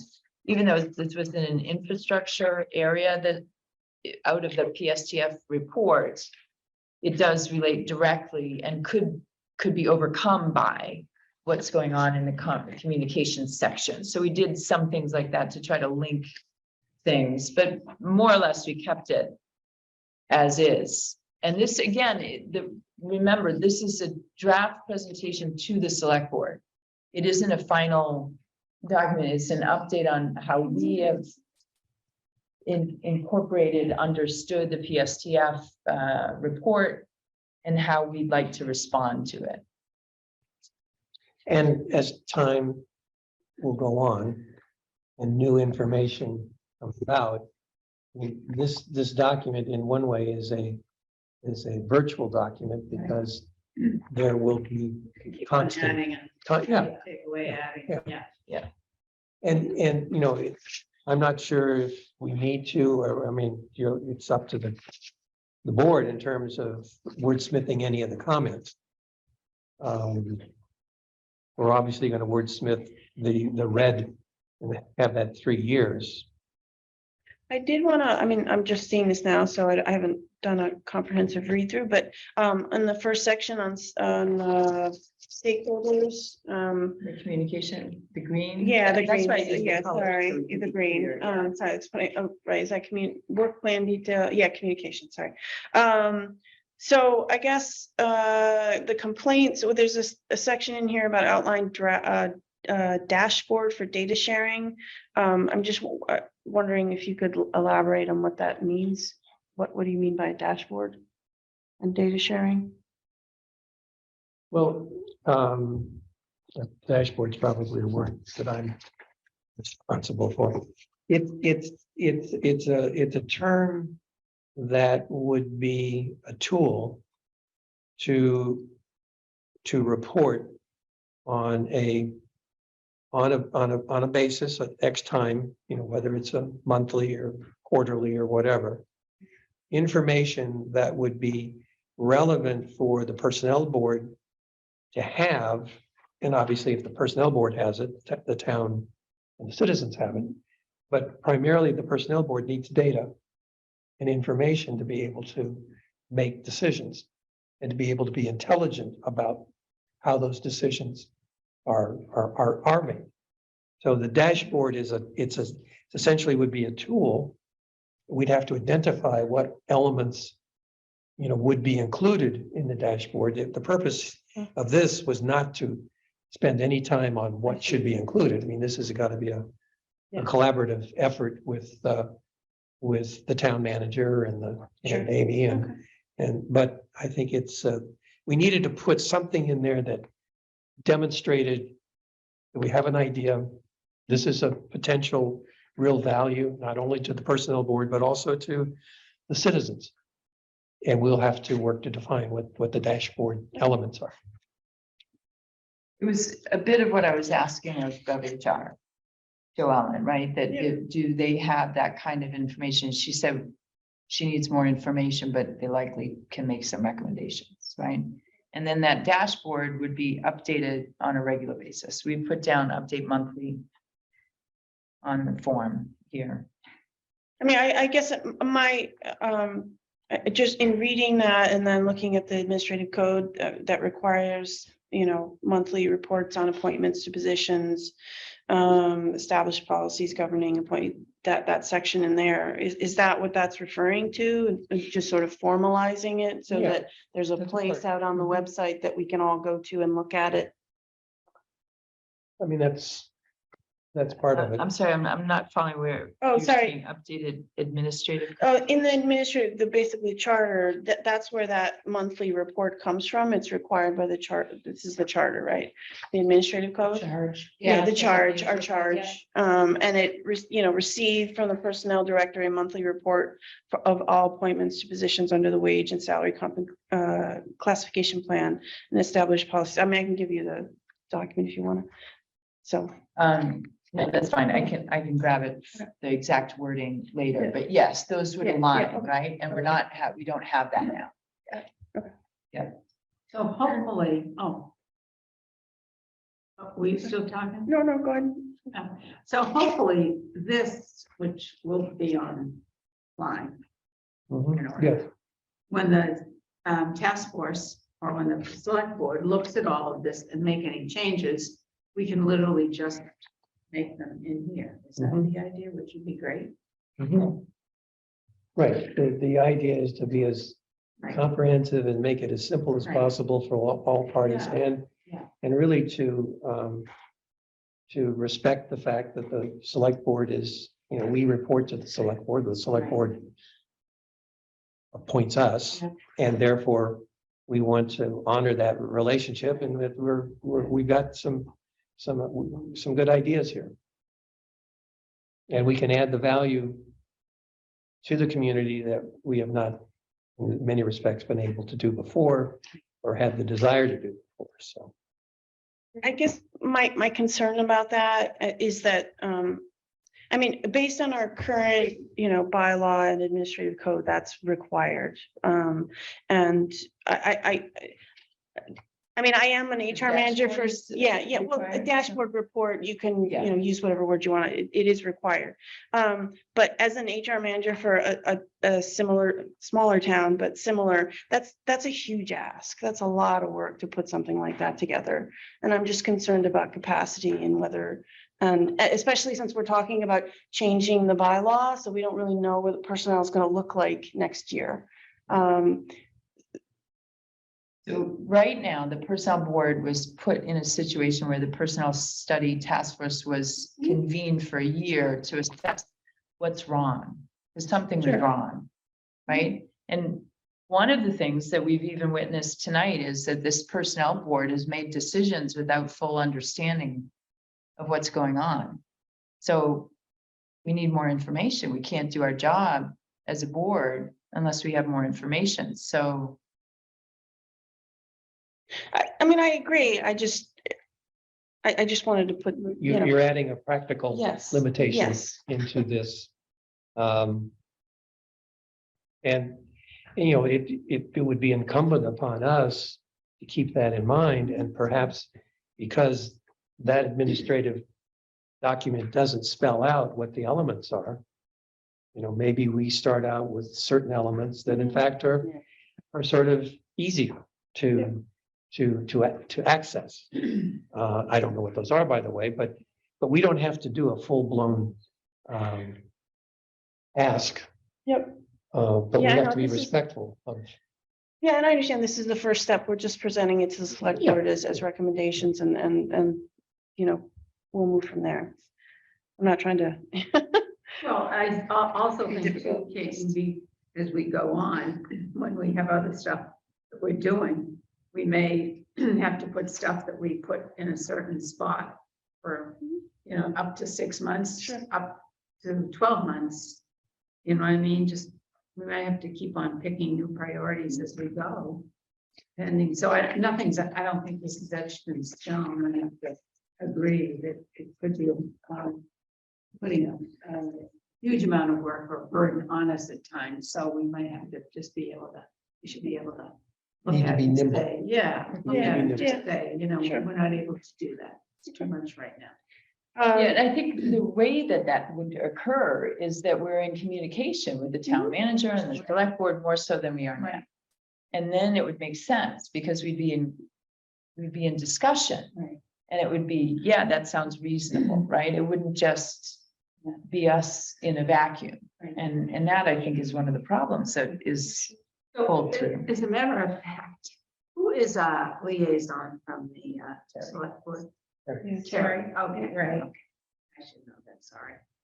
That's right, okay. Yeah, we've been lucky to have, for some time now, select board members attending our meetings. so Well, that's sometimes, been yeah, I'm not sure helpful, who is because they. yeah. Right, before that was Susan and Jane and, Yeah. right, Yeah, I remember Jane, Yeah. yeah, I'm trying to remember before that. Elise, so, Who? Elise Woodward, she used to come. Elise? Oh, Elise. yeah. Yeah. Just I guess a side note, in assessing that, it just will be very helpful on my end to understand what the new charge is.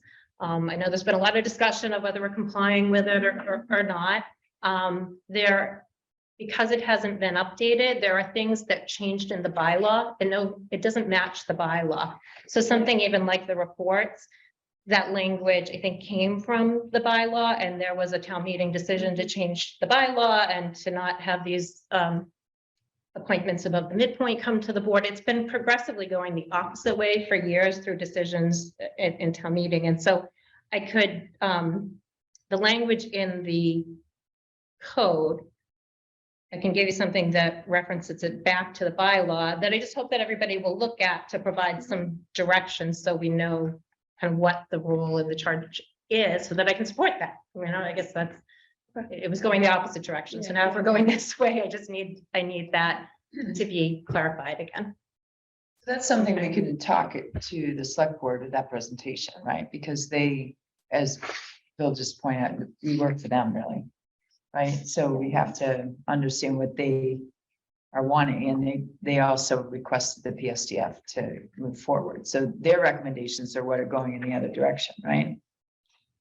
I mean, their Well, recommendation are oh, more they- activity from the personnel board, more communication. Right, and So any of these recommendations, we've just kind of tried to Right. boil it down, right? right, and then the select board will ultimately decide Yes. what to do. Yes, Yeah. absolutely. I So, think. no, I was just wondering, so for process, should we focus on changing the code first or the bylaw first? Like which? I'm not sure which has the, I think we have to change the charge, the personnel. I think so too, first. because that's the basis for the bylaw and how we, right? Am I understanding that? Yeah, I mean, the Whether that- bylaw has been changing, Right, but and this yet the hasn't. charge This is the wasn't, same. that wasn't some, right, and so some of the things that don't Right, match the okay. bylaw anymore. And that has led to a lot of uncertainty about what the role Right. is. And the charge does not need town meeting approval. Makes it even more advantageous for us to tackle that first. Because it will add clarity to us, it will add clarity to the town. Amy and the town manager. And I guess it'll add clarity to the select board in terms of what are we supposed to be doing?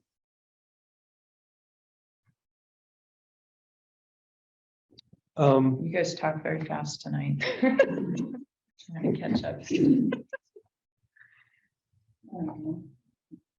So what, I guess, what is the goal for this in reviewing this document tonight? We need to finalize it for the presentations. We do. We need to determine whether or not we are, as a board, supportive of this document as it's been drafted and edited and so forth. That we support this as our presentation for the select board next Monday. I mean, I made this comment before, but I feel like there are so many high priority levels that we're mapping out for 6 months that I don't think it's feasible. I know some of these are already in process and so they'll happen, but I just.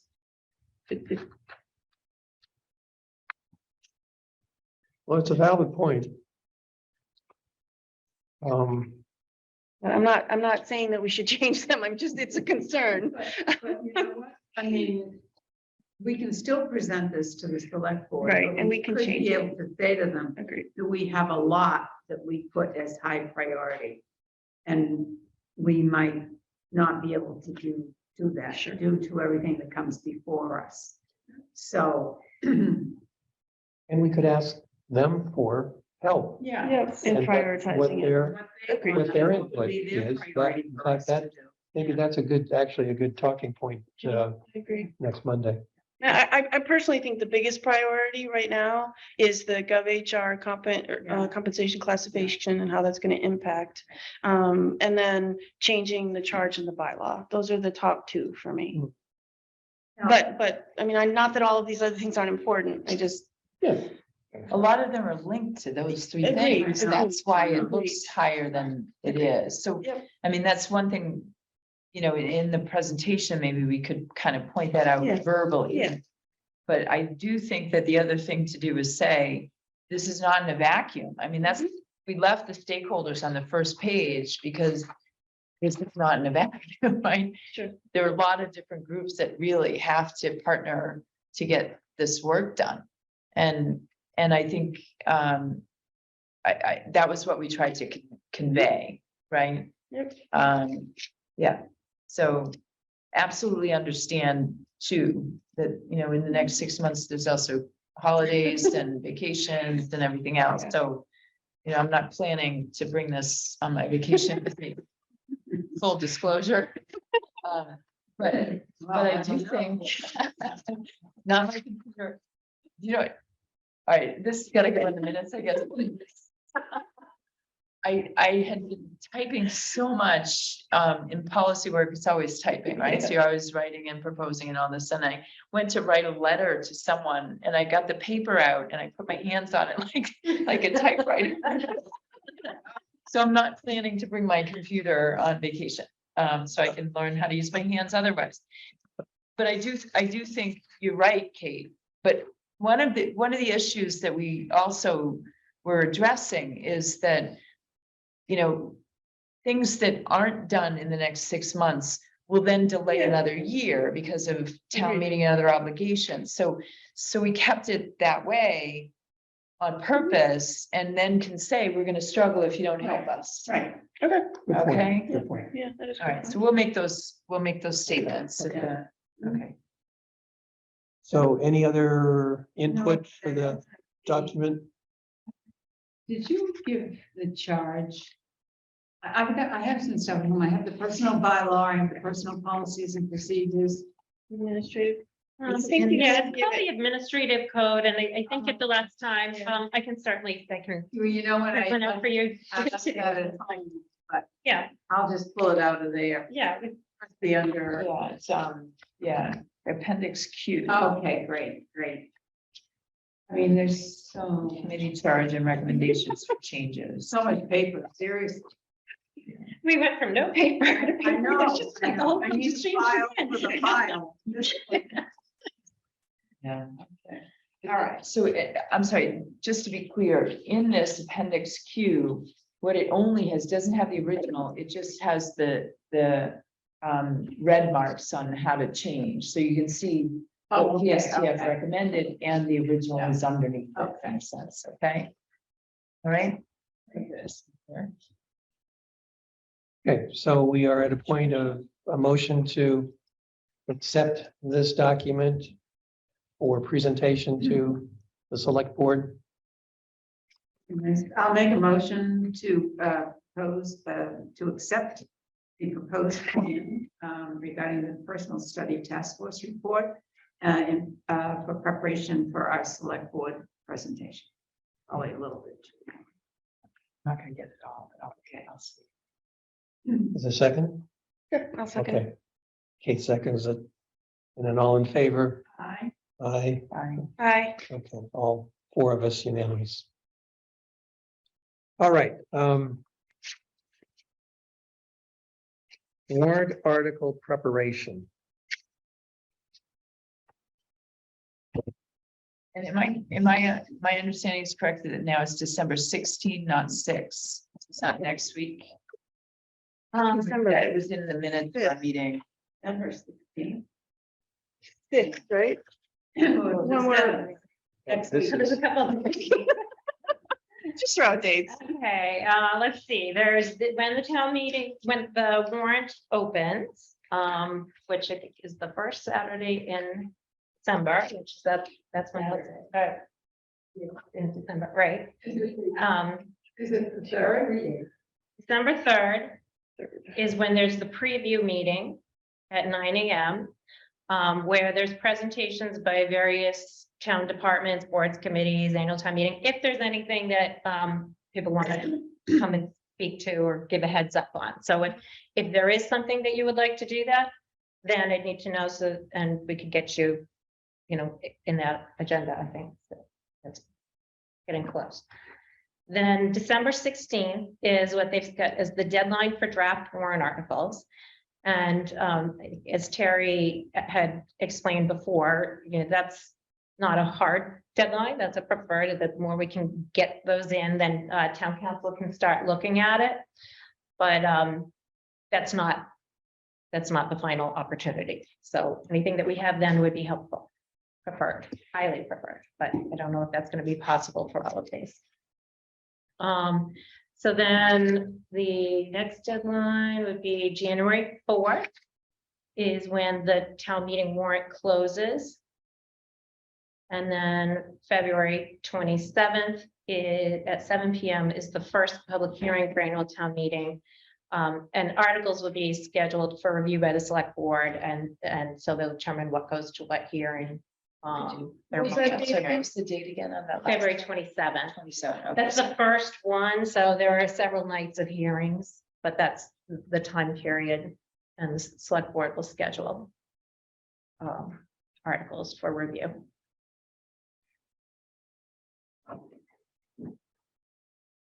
So all articles for review will not take place on February 27th. That's the first night. And then for various, there might be 10 they get through on February 27th, then they'll set another date, more articles. Okay.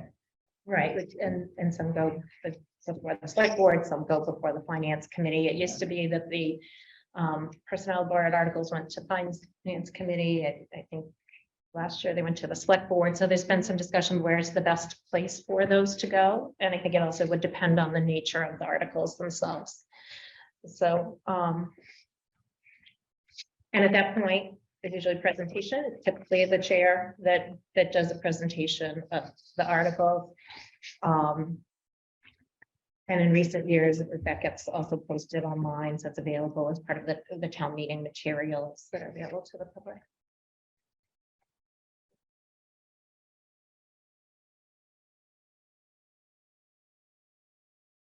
And so included in your packet is a first pass. We knew this would be a long meeting and we didn't expect that you'd be able to get in depth on anything, but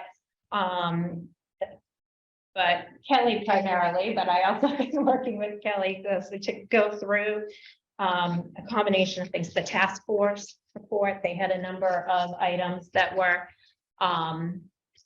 recommendations for the bylaw. And then, then management's been talking with employees. So there's been a lot of conversations about what I think might make sense for this year. The long list, I think it doesn't mean that there'll be this many changes necessarily to the bylaw that would be recommended. And it doesn't mean that each one of these would be a warrant article. Usually bylaw changes are included in one warrant article. So typically everybody sees that we have one for ratification of classification actions, a separate article for the class and comp plan, and then the third related to bylaw changes.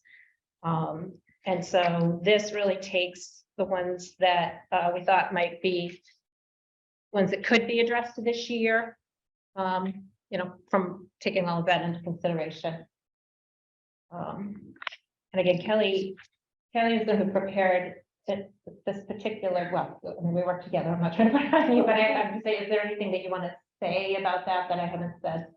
Not to put you on the spot. No, I think that, I just really wanted to feel as though, and this is a moving target, but I wanted to feel as though we had a list that was, you know, at least outlined what we perceive from our perspective as some of the more doable items or actions. Certainly subject to discussion. The easiest part is putting these on paper. The difficult part is getting it from this format to the warrant and then getting it to town meeting. So our hope is that this list will sort of be distilled a little bit and the numbers will go down. But we really wanted to have sort of a, I don't think this is the right word, but the dashboard. This is basically our moving target Can we see laundry list? laundry list. It's Thank you. perfect. And so I just thought, Amy and I went through each line of the appendix R from the task force report. We went through everything and we said, okay, here's our response. Here's what we think we should do, can do, based on our interpretation and translation of that information. And then, you know, we got a little bit of feedback. So we're trying to figure out that right balance of doable tasks. We don't, it's very clear from the report that there's some things that while they're important, we might not be able to get to this year. They specifically said, oh, we'll wait 2 years until we do X, Y, or Z. But this is really just our best effort at trying to outline and identify where we think we need to spend a little more detailed focus so that we are ready for all of the deadlines that Amy talked about. Is it possible, or does it make any sense? There's 21 here. I can count, that's good. And that they get divided into groups of 7, so that the first 7 are ones that are identified as, you know, these need to be done and we can do it. I sort of like having, you know, 21, just, I don't know where to start. And if it's 7, or whatever the number is, that helps me sort of say, where am I going to focus? And the next 7 and the next 7. So it's not, it's conceivable they could do all 21, but it seems to me that I would appreciate some input from Amy, Kelly to help prioritize. I think we can definitely go through and tell you more about these and prioritize and why we think some are more important than others and how easy. This is the first pass. We also just want to make sure that you're aware of them all. And if you had some that from your readings of the task force report or anything else that you said, you know, we really perceived this as priority, or why haven't you addressed that we get that feedback from you as well. But we're happy to keep plugging away at it. I know, again, it's a short deadline, and doing this also while doing the class and comp study, which takes many hours, obviously. It's going to be tight, but we're going to keep plugging away. It's important stuff, and we get 1 shot a year, right? So, we're gonna. I would just add that we shouldn't be too concerned about the number. Again, our goal is to whittle this down. This is really just capturing everything that we are aware of. So my hope is that as we go through these items, like there's some notes on here where we say, you know, some things are really not going to be that, it's not going to require a lot of dialogue or discussion. It's just, I don't want there to be any surprises, like what that noise is. And some of them will take, so I don't want you to be alarmed at the number. I think that this is a great opportunity for us, maybe at some point, to go through the list together to decide really, are they on there? Some of these things we might decide it's too much too soon and they might need to be moved. But it's, I think, a good place for us to start and look forward to taking stuff off of the list when we realize, you know, we took another look and we don't need to make any changes right now. And then identify, maybe that's for the policy, not for the bylaw. So that's our hope, and that's why there's so many here, because we'd rather go down with that number than have to go back up at the last minute. Well, I wanted to ask a question, and I'm sorry if this is kind of going off on a tangent, but I'm just thinking about other towns that might have personnel bylaws. I mean, I know there aren't as many around now because I think a lot of towns have moved away from this. But like the fact that sick leave, holidays, personnel leave, military unpaid leaves, those things are in the bylaw, does that make it really challenging to get, because those could change by state or federal law, and then your bylaw is out of compliance. I mean, it doesn't happen all the time, but so I'm just wondering if those should even be in the bylaw. And what other towns do. Right, I think that's a good question and discussion. I think part of what I think through this whole task force process that we hope to get to, as I recall, that the task force thought maybe about 2 years from now. I'm looking at Kelly to see if I'm remembering this correctly, that 2 years from now, that might be the time to do that. Like, let's steady the ship is how I heard it. Let's get it set. But those are the kinds of things that are, I think making it difficult to respond quickly, Right. particularly the way that the world is changing, the labor market. But again, through the years, we've worked to make the language in the bylaw related to those broader, so that policy then can be set beneath that. So there's some discussion about what, to continue about what should be in the bylaw or not. And I know some things that the town manager would really like to make sure that we look at would be the longevity, and to talk about the acting pay, because that's something that we're hearing from employees. And so right now, acting pay, it goes into effect after 15 days, but there are some types of positions where somebody truly might be the lead person for the day. And so we want to look at addressing that. Well, there might be need to be a little more flexible or have it apply in different situations there. So those were two. And then some of these were direct, they came out of questions from the task force report. So things, as I mentioned before, that there might, questions about compliance. I'd like to understand, I think there might need to be some clarification on the language about some of the terms, that sort of thing, so that we know whether we're out of compliance or what rules apply to which situations, that sort of thing. So whether we can address all of that this year, I don't know, but you'll see some of the things there, like what's the difference between a promotion and a reclassification or a change in position, and just moving from one grade to another higher on the scales. That's not always necessarily a promotion, even though it feels like one. So we need to define those things so that we don't run into these misunderstandings.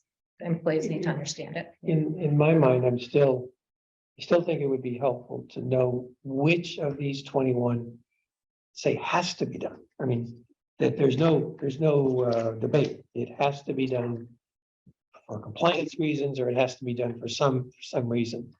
And I would like to know which of those are that fall in that category, because that category clearly we should address yesterday. Anyway, I think that would be helpful for me, so I know how we're going to focus and how we're going to manage this. I mean, it seems like the classification and compensation plan would be to me, it's just my opinion. And some of that will be informed by what we hear from GovHR, so. Absolutely. Yes, yes. Sorry, that's actually a clarification I needed for the minutes. So this was Amy earlier saying bylaw changes generally come in under one article, then a second on class and comp, and a third on Ratifications of classification action. So the board throughout the year, right, ratifications. So when you've voted to add a position to the schedule or to change a title, that's the sort job of thing. descriptions that were 2 meetings ago. Those need to now be ratified. It's not the job descriptions. The job descriptions aren't, that's the town manager's authority. It's not the town meeting or the personnel board. It's the town managers. But what the personnel board and town meeting approve are classification titles and placement into a grade and that whole thing, those schedules. This is retroactively, in things that have been done Yeah. really since the last, yeah. So in some ways, it's, you can go through the minutes or you'll have a list of Yeah. what needs to be included. So that's really probably one of the easiest parts. That is easy. That one I just do as part of the routine. Okay.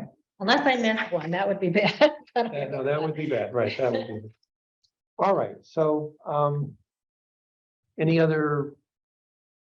We're almost here 3 hours, so I appreciate everyone's, Something to eat before. oh, you didn't, I didn't you eat. didn't get the, oh, it's too bad, Nancy. Sorry, I got some crackers. But are we ready to, how do we want to leave this particular item? Do we want to leave it for the next agenda, opportunity and ask, We Amy? have, the first date is December 3rd preview meeting, right? And then the deadline for draft warrant articles is the 16th. Do we have a meeting scheduled before then? Meeting scheduled every Wednesday, Yeah. let me know, and then, Okay. except for maybe the week of Christmas or something last week. Yeah, the 7th and the 14th. We don't have one on the 21st, do we? Let's just take a look. I mean, we need to make sure we have, I knew there was something in December you couldn't do. But we thought as long as there was a quorum, we should probably be continuing in order to meet these deadlines. I can pull up that. So even with 2 more, we'll miss the presentation on December 3rd, right? December 3rd is a Saturday, though. Is that how it goes? Yeah, it is a Saturday. It's Saturday, the tree lighting Sunday. We have that meeting on Saturday? But- Presentation. I don't know that you, you don't need to present anything there. That's just, if there was something that you felt ready that you wanted to talk about, then you could. I don't think we're gonna, We're Yeah. not gonna be ready. we're not gonna be ready. So we So, don't- you know, the 7th, 14th and 21st. I just, All right, so for those, I knew we had that. so 2 of them are prior to the 16th, right? So we could manage. So I think what we need to do is take this and come back ready to have deeper discussion, right? Based on these Yeah, I comments, like agree. we need prioritization, we need to, you know. Yeah, all of what's been said rather than go through it all, but yeah, I think we don't have enough energy to do that all tonight. agreed. I'm not putting that in the. We would have put more in the packet if we thought you were going to have that kind of intense discussion. Because I don't think it was big enough. Yeah, the rest of them. Well, I really do appreciate everybody's attention and, you know, I feel a good energy of, you know, we've accomplished a lot this evening and we have obviously ways to go in terms of activities and responsibilities, but it's good that we've had a good session. So I guess, are we at a point for public comment? Anyone is still available? Terry. Okay, Terry? I think that you've done an awful lot of hard work and really appreciate it. And it will be very helpful when you come before the select board next week. We'll be able to have some structure and some focus. And I really want to thank everybody for, you've been meeting a lot and it's really helpful. Thank you so much. Thank you, Terry. Thank you for sticking with us because we need you and your history. And if we've approved it, so the document from tonight with that X taken out will be in the packet for the select board, so people have time to read it, right? Right. That's key. Thank you. That reminds me, if Amy, if you could also forward anything else that you want, that Bill and Amy and Liz, anybody, if you want the select board to read it before the meeting, like maybe a link to Appendix Q and R or anything that's relevant. You guys have been looking at it for so long, but the select board hasn't. So I know they've seen it because we've changed our meeting date a number of times, but if you really want something in the packet or a link to it, please include it. All right, thank you. Thank you. To get that Yeah. Say again. tomorrow, we've been asked to get that. Okay, right, Tomorrow. right. If we have any PowerPoint slides, if Liz, if you wanted to convert that for PowerPoint to include that, you can, but we need that tomorrow. No, I don't, I think we should leave it as it is. I mean, I'm just giving you the Yeah. option. right? Yeah. So I just want to ask, so on Monday for the select board, we'll all meet here. Is that right? Yeah, right, so it's here, you can sit in the audience. My understanding is that Bill and Liz, that you'll do the presentation, and usually then the people doing the presentation come to the table. And then I guess the question is, do you, if you were wanting to take any action or do deliberation as a group, then you need to make sure that you call a meeting to order, since you're all present. So if you think you would do that, if it's just for the others to listen in and you're not going to deliberate, then I don't think that you'd need to do that. I did post it because I wasn't sure how you would want to I'll proceed. take word. I don't think we need to do that. No. Yeah. Okay. We're all unified on that. All right, so we've got Mr. Perry's has his hand up. Yes, sir. Hi, good evening. Ned Perry, 362 Bedford Street. A little clarification on the town meeting prep meeting on December 3. Those boards, committees, citizens that want to put articles in the warrant should communicate with the town moderator